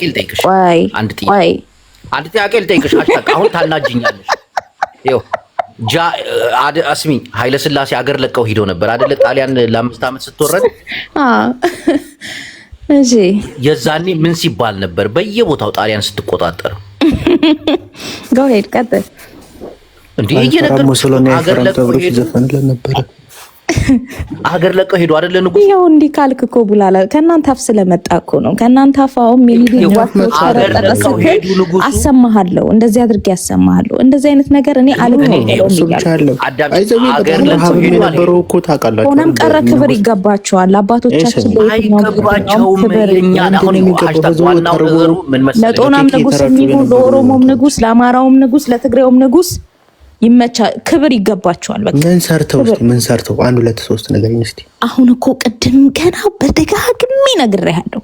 ደጋግሜ እኮ እግዚአብሔር ለማለሽ ባለን ሀገር በአንድ ባንዲራ በአንድ አገዛዝ በአንድ ስልጣን እየመራ ነው። ለምኑ የምትኖርባት ደረትን ነፍተህ የምትኖርባት የነጻነት ከባርነት የጸዳችን ሀገር አስረክበውካል። ያንተና የኔ ጄኔሬሽን ደግሞ ምንድነው አልኩ እንደዚህ የገማ ፖለቲካ ላይ ለምን አይደል እንዲሄዱት? እሺ ቆይ እሺ አስረከቡን እንበልሽ። እኔ ግን አስረከበውን ሳይሆን እነሱ አንተ ምን ሰራ ነበር? አንተ ምን ሰራ? ምን ሰራ? አባቶችን ወርሼ ቁጭ ብዬ ወረኛው የነሱ ኃጢአትና በደል ያዋጋኛል። ያንተ ድክመት አይደለም። አማራ ክልል ኦሮሞ ሄዶ መኖር አይችልም። ኦሮሞ ክልል አማራ ሄዶ መኖር አይችልም። የሁሉ እነሱ ያመጡት ማለት ነው። እነሱ ያመጡልህ ነገር የለም። እነሱ በአንድ ባንዲራ ስትመራ ነበር ኢትዮጵያ ሀገሬ ብለህ። አልተመራችም። አንድ ባንዲራ የሚባል ነገር አልነበረም። እንደ ባሪያ ሲገሉ ሲሸጡ ነበር። እኔ ነገርኳችሁ። አይምሮ በቀኝ ብሎ ለምን ከዛ ሰው ጋር ይሄን ያለ መድከሚ እንትን አይለኝም። ለምን አባቱን ያላከበረ የኋላውን ያልተመለከተ አባቶቹን ያላከበረ አባት የሚከበረው በሰራ ነው። በእድሜ ማንም አይከበርም። ሰዎች በሰሩ ልክ። ኦ ማይ ጋሽ እኔ እኮ አልኩ በእድሜያቸውም ሰርተው አሳልፈውልሃል። ስልጣኔ የሚሆን በዛ ዘመን አስረክበውካል። ያስረከቡን ሀገር ያው ዛሬ እኔና አንቺን ያስተዳድበናል፣ ያገዳድላል። ይሄንን ያመጣው እኮ በእኛ ስለ ሜቢ በአንተ እናትና አባት እድሜ በእኔ እናትና አባት እድሜ ነው። ከነሱ በፊት ግን አያቶቻችን ላይ አያቶቻችን በነበሩ ሰዓት ግን ላይክ የዛ ሰዓት የነበረው ነገር ተጨፍጭፎ በአንድ ጉርጓድ ውስጥ የተቀበሩት እንደ እንስሳ ለሀገር ታውቃለህ። ግን ይሄንን እስልምናን እኮ የተቀበለችው እኮ ኢትዮጵያ ናት። ከሌላው አረብ ሀገራት እኮ ተሰደው ሲመጡ ቅጠው ግን ገሏቸዋል ብሎ ና ተቀመጥ ብሎ ያስቀመጠ ነው የኢትዮጵያ ንጉስ። የት ነው የተቀመጠው? ኢትዮጵያ ምድር ላይ ቁርአን ላይ ሁላ አለ። አንተ አታነብም? ቁርአን ላይ ያልሰማል። እንግዲህ ማንበብ ሃይማኖትን። እኔ ሃይማኖት ተከታይ ሳልሆን ግን አንድ ነገር ልጠይቅሽ። ኦኬ ሲቀበሏቸው ባለ ሀገር ባለ መሬት አድርገዋቸው ነው እንግዲህ አድርገዋቸው ነው እነሱ እንዳትነኩ ብሎ ባለ ሀገር ግን ከዛ በኋላ ኦኬ። ከዛ በኋላ ግን ኢትዮጵያውያን ሙስሊሞች ባለ ሀገር ናቸው ወይስ እንግዳ ናቸው? ትሩ ባለ ሀገር ለምን ዘራቸው ተቀላቅሎ ኢትዮጵያ ሆነዋል። ግን የመጣችሁ መጤዎች ነበር እንግዳ ሆናችሁ የመጣችሁ ሲባሉ ነበር አይደለ? ኦፍኮርስ የሌላ ሀገር ዜጎች ነበሩ፣ ከኢትዮጵያን አልነበሩ። ኖ አይ ሃይማኖቱን የሚከተሉ ናቸው ብለሽ ታምኛለሽ? ማን ሙስሊሞች ኢትዮጵያ ምድር ላይ በስደት መጥተዋል። መጤ ግን አልላቸው። በጦርነቱ ሰዓት የተዋጉት ሙስሊሞች ምክንያቱም በሀገራቸው ሲሳደዱ ነበር። ሀበሻ ምድር ላይ መጡ፣ ቦታም ተሰጥቷቸዋል፣ ንጉሱም ተቀብሏቸዋል። ኢትዮጵያ ውስጥ ግን ሁሉም መጤ ሃይማኖት እንደሆነ ታውቂያለሽ? እኔ እሱን ልል አልችልም። ማንም መጤ ሃይማኖት ልል አልችልም። ኤክሰፕት ዋቄፈና መጤ ዋቄፈታ ብቻ ነው ኢንዲጂነስ። የትኛውንም እምነት እኔ የመጣ መጤ ምናምን ልል አልችልም። አሁን መጣው አላልሽም? ተሰዶበት ኦኬ። ክርስትና ወደ ኢትዮጵያ የገባው በማን ነው? ቆይ ችግር የለውም። ክርስትና ወደ ኢትዮጵያ የገባው በማንና መቼ ነው? በኢዛና ጊዜ። በኢዛና ጊዜ መጤ ነው ሁሉም መጤ ነው። ታዲያ በኢዛና ጊዜ ከመጣ እንዴት ነው የመጣው? እኔ ልንገር መጤ ልል አልችልም። አላልኩም እኮ ይሄንን ሎጂክ አላነሳሁም እኔ የቡርቃ አይ አንቺ አነሳሽው ሳይሆን እኔ ደግሞ በጥያቄ እንደመጣ ልልህም አልችልም። መጤ ነው ልልህ አልችልም። ክርስትና በፊትም የነበረ ነው አሁንም ያለ ነው። የአማኝ ተከታይነት ሊኖር ይችል ይሆናል። አለቀ። ነገርኩህ። መጤ አልልህም ብያለሁ ቅድም። ኦኬ እሺ። የጃንደረባው ታሪክ መጽሐፍ ቅዱስ ላይ ያለው የባርቴስ ታሪክ የነበረ ነው። ኢትዮጵያ ውስጥ የነበረ መጤ ልልህ አልችልም እኮ እንደ ክርስትናው የነበረ ነው። ምን ኢትዮጵያ ላይ እስልምና እኔ በታሪክ እንግዲህ ተሰደው ከመጡ በኋላ ነው እስልምና ኢትዮጵያ ውስጥ የተስፋፋው። ቆይ እሺ፣ ቆይ አንዴ አያጅበው። ኢትዮጵያ ውስጥ የመጀመሪያው ጳጳስ ማን ነው? ቆይ ችግር የለም። ኢትዮጵያ ውስጥ የመጀመሪያው ጳጳስ ማን ነው? ቆይ እዚህ ጋር መጥራት አለበት። ቆይ ክርስትናስ አሽቱ ግዕዝ የቡርቃ ግዕዝ ክርስትናስ መቼ ነው የመጣው? ቅድም መለስኩልህ። ነባሪ ነው። ቅድም መለስኩልህ። እኔ የከሰረ የተግማማ ፖለቲካ ላይ በእምነትም አትከተኝ። የቡርቃ ነገርኩ እኮ ግዕዝ አልኩ እኮ። የመጀመሪያው ጳጳስ ግዕዝ ነው። ቋንቋ ነው ያልከኝ አይደል? አረ ጳጳስ ነው ያልኩት። ግዕዝ እኔ ቋንቋ ነው እኮ። የመጀመሪያው ጳጳስ ነው ያልኩት። ማን ነው ያልኩት? የመጀመሪያው ጳጳስ የመጣው። ኦኬ ለምን ከግብጽ? ኢትዮጵያ ውስጥ ከነበረ ለምን ከግብጽ አልነበረም? ስርዓቱን የእምነቱ ስርዓት ነው የሚቀቡት። ንግስና የሚቀበሉት እዛ ስለነበረ ግብጽ እየሄዱ ይሄ ስርዓቱን የሃይማኖቱን አባቶች መጠየቅ ትችላለህ። ምኖቹ ናቸው ግብጽ ሄደው የሚቀበሉት? ማላቀውን ፓትሪያርኮች ጳጳሳት እኮ ይኸውልሽ፣ የመጀመሪያው ጳጳስ ኢትዮጵያ ውስጥ አባ ሰላማ ናቸው አይደለም? ሄደው አባ ሰላማ ናቸው። ደግሞ ግብጽ ነው። ግብጽ አልሄዱም አባ ሰላማ። ከዛ ድረስ መተው ነው እንትን የሚሏቸው ሲቀቧቸው ነው። አሁን አታግዬ ቱርክ ነው ሄዱት። በእምነትም መድኃኒዓለም ኤኒዌይስ ክብር ስጡ ነው። በየትኛውም አካባቢ ላለ አባቶች አንሰጣቸውም። አባቶቻችንን መምሰል የለብንም። ሃሽታግ መቀየር አለብን። እኔ ያንተን ጀነሬሽን የተረገመ ትውልድ እኔ አላስተላለፍም ለልጆች። ስሙኝ፣ ሶሪያ ነው ትላለች። አርበኞቹን ንጉሶቹን እንዲያከብር ነው ማደርገው። ውሸት ነው። አሁን እኮ የተጻፈ አሁን በሃሽታግ ማርፈርደው ለምዶ ታውቃላችሁ። ጻፎቻችን እንዳለ የጻፉት ታሪክ እንዳለ በተረት ተረት ላይ የተመሰረተ ስለሆነ ንጉሱ ያልሰራውን ታሪክ ያንተ ጀነሬሽን ትውልድ ቢጻፋሉ ሃሽታግ ለናታቸርሽኝ ማንቸስተር ያወራሽ አይደል እንዴ? እስቲ አስወሪኝ እንዴ አንዴ ብቻ። ንጉሱ ጭቃ አድናቅፎት ከወደቀ ለጸሎት ተንበረከከ ብሎ ነው የጻፉልን። ያን ያነበበ ህዝብ እንዴት ነው ልትመልሰው? ንጉሱ ጭቃ አንሸራቶት ቢንከባልና ቢወርቅ ለጸሎት ተንበረከከ ሊጸልይ ሰገደ ብሎ ነው የሚጽፉት። ያን ያነበበ ህዝብ በትነግረው ምን በተለው እኛ እንደ እርግም ሰዎች እንደ እርጉም አድርጎ ነው የሚያዩን። የኋላው ከሌለ የለም ከፊቱ መዓትና መዓት ነው ያመጡብን። አለቀ። ኤኒዌይስ እኔ የእናንተን እንትን አልቀበልም። እንደኔ አልኩ ትናንትና ያወረሱኝ አባቶቼ ንጹህ ኢትዮጵያዊ ነው። ሁሉንም አከብራለሁ፣ የትኛውንም ብሔር አከብራለሁ። ያንተ ትውልድ ግን ናጻፍ ታሪክ ብትባል ኦሮሞን ጋላ ስትል ትውላለህ፣ ትግሬን አጋሜ፣ አማራን ፎጣ ለባሽ እያልክ ትውላለህ። እንደዚህ አይነት ጭቃ መሀይብ ትውልድ እኔ ስለማትመጥኑ የአባቶቼ ልጆች ነኝ እኔ። አለቀ። በነገራችን ላይ ሻንቅላ፣ ባሪያ፣ ጋላ ማለት የጀመሩት አባቶች የምትያቸው ናቸው። በፍጹም ከእምነት ውስጥ ራሱ አካተውት ነበር። እሺ ግን ደግሞ እኔ ስቀጥልልሽ ኢትዮጵያ ማለት ምንድን ነው ትርጉሙ ራሱ? ሄደ እሱን ታሪክ መምህርን ጠይቀው። እኔ ትውልድ አባቱን ከማያከብር ማህበረሰብ ጋር ከዚህ በላይ መከራከር አልችልም። ይመቻችሁ ቅዱሳን፣ ሰላሙን ደከመኝ እኛን ከማስረዳት ተሰላለቡ እና የእናንተ የምታተርፉት ለልጅ ነገ የምታስረክበው እችን ኢትዮጵያ ነው። ገባ? እርስ በርስ ስትባላ፣ ስትቆሳሰ፣ ስትወጋጋ ያለውን ታሪክን ታወራለህ ተደራጅተህ። ቴንክ ዩ። እሱን መጽሐፍ ጻፉላቸው ባይዘው ለልጆቻችሁ። እኔ ደግሞ የአያቶች ያልገባኝ ነገር አስቀርጽላችኋለሁ ጀግንነታቸው። ሲዋጉ ነበረ እኮ እርስ በርስ እኮ የተዋጉት እኮ አባቶች የምትያቸው እኮ ናቸው። ቅድም አውርተንበታል እኮ የቡርቃ ምናልባት ስልክ እየገባ እየረበሸክ ይሆናል። አይ አይደለም ግን እኮ አሁን በቃ ሚዩት ሰባኪዎቹ አረቦች መጥተው ነው ወደ ሀገራቸው የተመለሱት። ተቀባዮቹ እኛ ነን፣ ኢትዮጵያኖች ነን። በኢትዮጵያ ውስጥ የምንኖር የነበርን ህዝቦች እምነቶችን በተለያየ ዘመን ተቀብለናል። ኢትዮጵያኖች ናቸው አሁን ያሉት ኢትዮጵያኖች። እምነቶች ተሰበክን እንጂ እኛ ከውጭ የመጣን ሰዎች አይደለንም። አት ፈርስት ኦፍ ኦል የክርስትናም እምነት ከዛም በፊት የነበሩ ነባር እምነቶች በሌሎች ነው የተሰበክነው፣ ተቀብለነው አዳፕት አድርገን እንደ ህዝብ እየኖርን ነው። አሁን ቅድም እዚህ ውስጥ በጣም የተሳሳተ አመለካከት ነው ያራመዳችሁት። ነባሪው ማን ነው? ነባሪውና ጥንታዊ ሃይማኖት ኢትዮጵያ ውስጥ ምንድን ነው? በእናትህ ነው። በመጀመሪያ ደረጃ በአክሱም ዘመን እምነት አልነበረንም።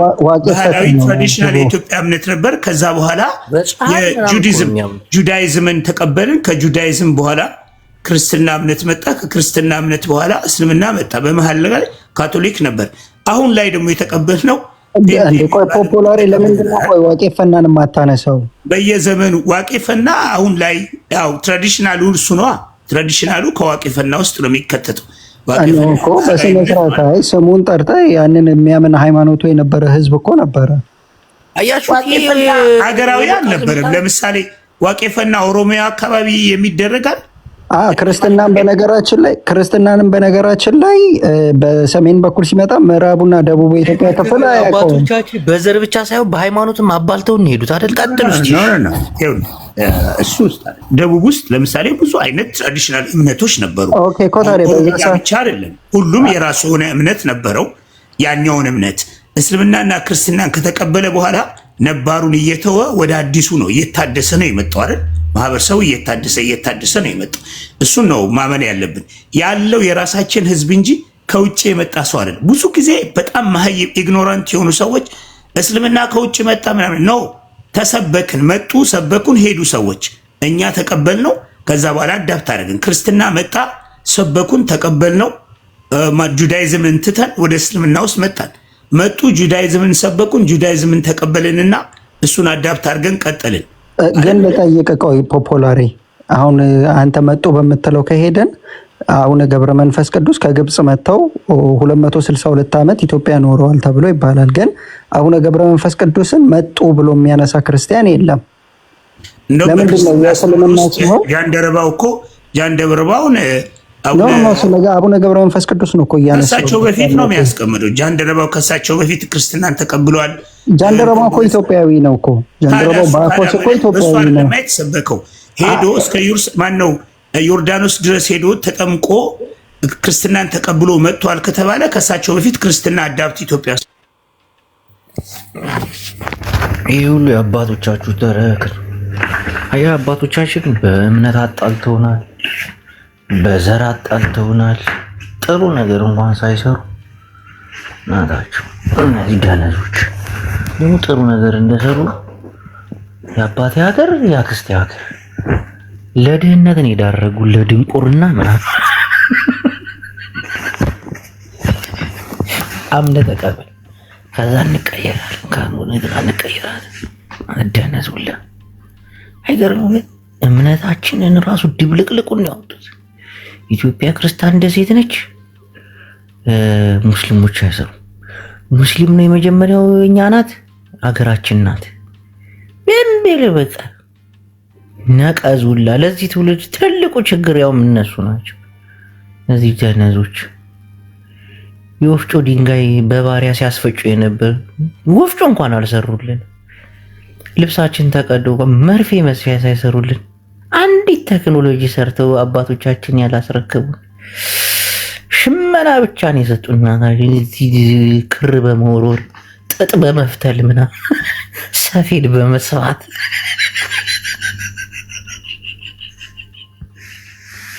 አሁንም ጭምር ግማሽ አካሉን ጉድጓድ ውስጥ ቀብሮ ሽመና የሚሸምናል ከአያቱ የወረሰ የለማ። ቴክኖሎጂ እንዴት ይምጣ? አሁን ቻይናዎች አሁን ሽመናል በቴክኖሎጂ። እናቴ የ7 ዓመት ቻይናዊ ሞባይል ሰርቶ ምናምን ጋላክሲ ይሰጣል። እኛ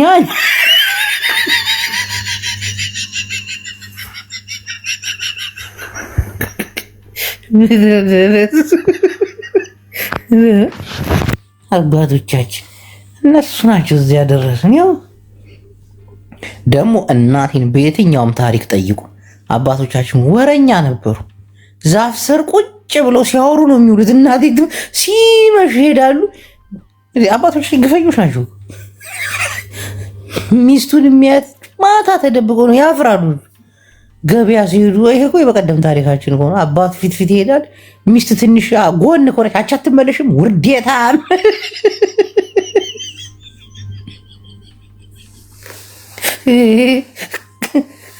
ድንቄም አባቶቻችን እነዚህ ደነዞች በእነሱ በሰሩት ስህተት ነው መከራችንን የምንበለው። በዘር ህወሓት ከፋፈለን። ቀደዳ ነበሩ ቡላላ። እናቴን ዛፍ ስር ቁጭ ብለው ሲያወሩ ነው የሚውሉት ወረኞች። እናቴ ምን ደህና ነገር እንደሰሩ እንዲህ እነሱ ናቸው ለዚህ ሁሉ ያደረጉ። እርስ በርስ ሲገዳደሉ፣ ሙስሊሙን ሲገሉ፣ ክርስቲያኑን ሲገሉ፣ ከዛ ደግሞ በእምነት ከዛ ደግሞ በመግዛት አጼዎቹ ምናምን የእነሱን ወርሰን ነው ደነዙላ። ጅቦዬ ሁሌ በዚህ ሰዓት ትቀየራለህ። ጋር እየተቀየርኩ አይደለም እናቴ። ልክ እኮ ነኝ ማማዬ፣ ልክ አይደለም።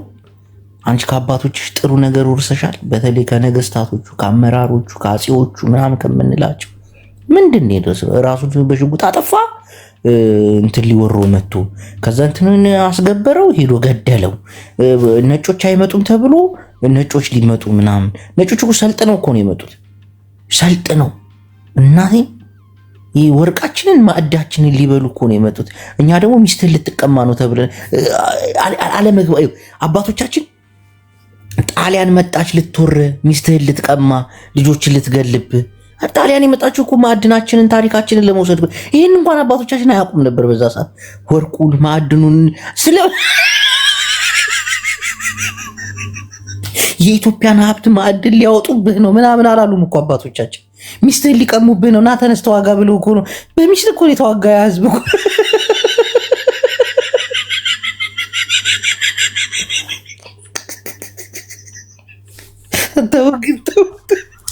ተውነትና እኔ እኮ አሁን አንድ ነገር ልንገርህ። አሁን አብዛኞቹ እንደ ሃሽታግ አይነት አመለካከት ነው ያላቸው እና አባቶቻችን ተናገርክ ማለት ማዕት የሚመጣ ልክ አይደለም ብሎ ነው የሚያስቡት። ይህም የሆነበት ምክንያት ይጅቡ ጸሐፊዎቻችን አሉ አይደል? ታሪክን የጻፉ ሰዎች በንጉሱ ሳይድ ነበሩ። የእሱን መልካም ነገር ጥሩ ነገር አባቶቻችን የሰሩት በቃ መልካም ነገር ብዙ ነው ብሎ መጥፎ ነገርን አልጻፉም። ቅድም እንዳልኩ ነው ጭቃ አንሸራቶት ንጉሱ ወርቆ ቢንከባለል እንደ ዳዊት ለፈጣሪው የተንከባለለ ነበረ ሲጸልይ የነበረው ብሎ ነው የሚጽፉልን። ያን ደግሞ አይደለም አንሸራቶት ነው ካልክ ያብዳሉ። ሃሽታግ አሁን ማለት ነው ስለምትገባ ትበሳጫለች እና አንተ ብትጠይቃት አሁን አባቶቻችን ጣሊያን ስትመጣ ምን ተብለን እንትን የመጣው ሚስትህን ነጋሪት ሲመታ ምን ያለው ሚኒሊክ ሚስትህን ልትቀማ ልጆችህን ምናምን አይደል ያለው ኤግዛክትሊ። ከዛ በሚስትና በሀገር ቀልድ የለም ብለው ተነሱ እኮ ማዕድን ሊወስዱ የመጡት ምናምን ወርቁን ሊያወጡ ነው። በሚስት እኮ ሲባል እኮ 8 እና 10 ሚስት እኮ ነው ያለው አንዱ ሰውዬ።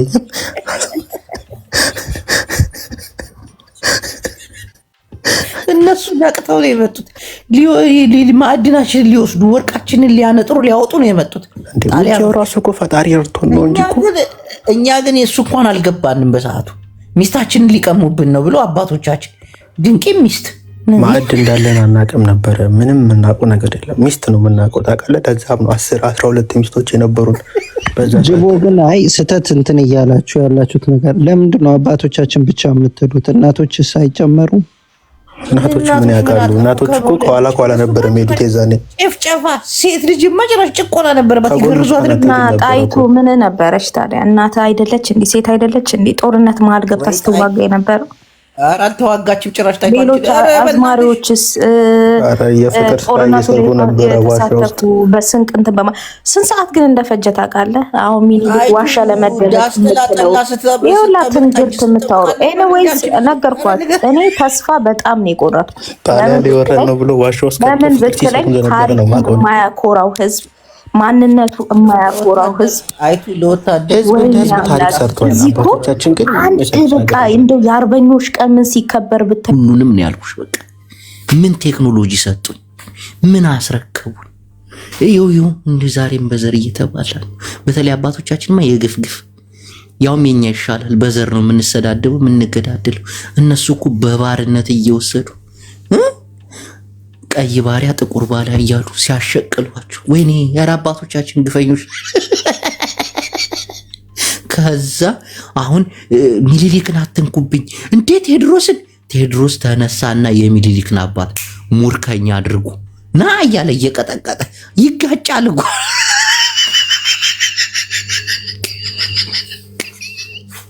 ከዛ በሴራና በደባ ደግሞ ዮሐንስን አስገድሉ። ከዛ ሂዶ ትግራይ ላይ እንደዚህ አድርጎ የትግራይ መቱ ደግሞ ጎንደር ላይ ይሄ እኮ ነው ታሪክሽ። እኔ እኮ አሁን ይሄንን እናውራ፣ ይሄንን እንደማመጥ የሆነ ታሪካችን ዝብርቅርቅርቅርቅርቅ ያደርግ እናቴ ሚኒሊክ ራሱ እኮ እንትናን ያሳደገዋሉ። ምንትዋብ ናት ያሳደገችው። ከዛ ጠፍቶ ወደ ሸዋ ሂዱ። ከዛ ደግሞ እንደገና ሲያሳዝን በዱር በጫካው ሂዱ። ወይኔ ደግሞ ቴዎድሮስን ደግሞ ምን ሲሉት ነበረ? ወይኔ ሲያሳ አንጀት እኮ ነው የሚበሉት።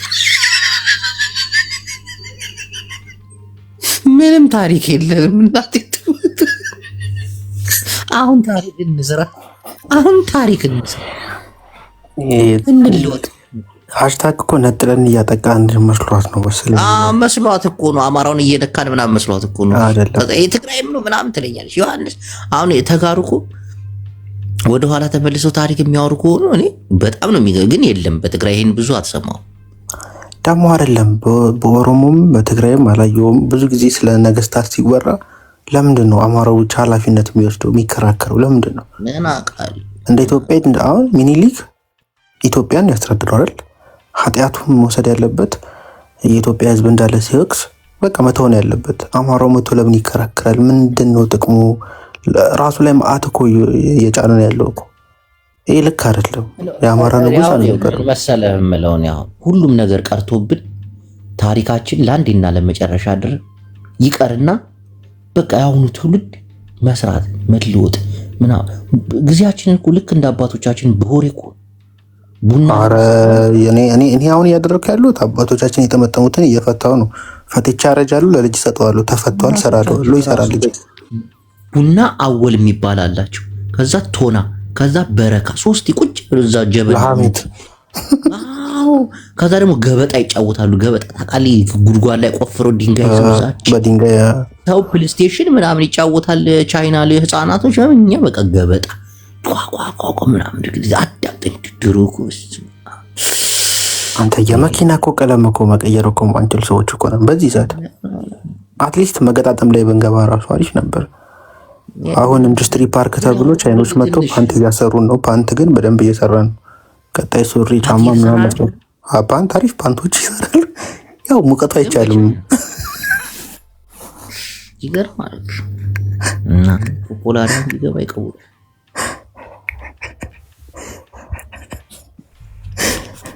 እኔ የምልህ አሁን አንተ ቡና አንደኛ ሁለተኛ ሶስተኛ ብለው ይጠጡ ነበር አልክ። እንዳሁኑ ታዲያ ክው ይበሉ እንዴ? ምን አጥተው ነው? ጓሯቸው እኮ ሙሉ ነበር። ይሄንን ያህል ህዝብ ቁጥር አልነበረውም። ትንሽ ህዝብ ፖላሪ ይገባል። የሰው ተቃራኒ መሆን ፈልገው ነው። ይበላሉ፣ ይጠጣሉ እና ደግሞ ምንም ኢንትረስት አሁንም እኮ ያለው አዲስ ነገር አይፈልስፉም። አሁን እየገዛ ነው። አዲስ ነገር ለምን አይፈልስፉም? ቆይ በዛ ሰዓት አዲስ ነገር ይኸውልህ፣ አሁን እኛ ትናንት ከሰሩት ውጭ እየሰራን አይደለም።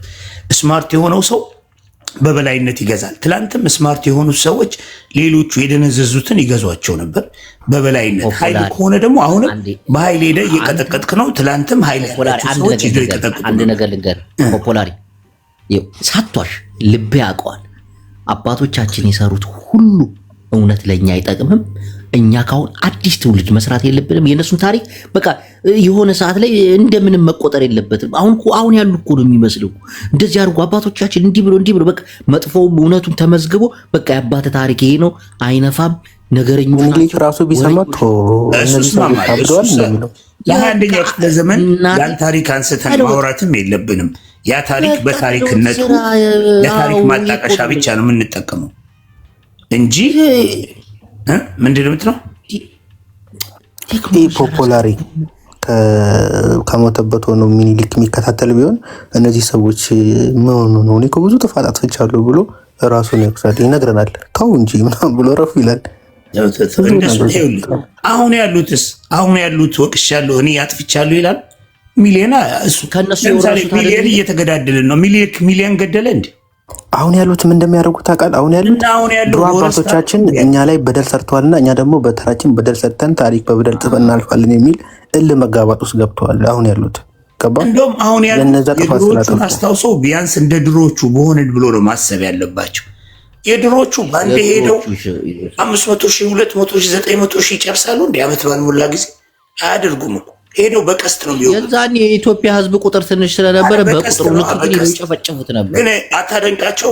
መሳሪያ መዋጊያ እንኳን መሳሪያ ሰርተው ፈረስ ላይ ቁጭ ብሎ አንድ አካባቢ ወረው ሰው ይዘው አስገብረው ምናምን ራሳቸው በሰሩት ነገር። ጣሊያን እኮ በቦምብ በመሳሪያ ነበር ያጠቃነው። እኛ እኮ ነጭ በሰራው ገዝተን ነው አሁን የምንዋጋው አይደል?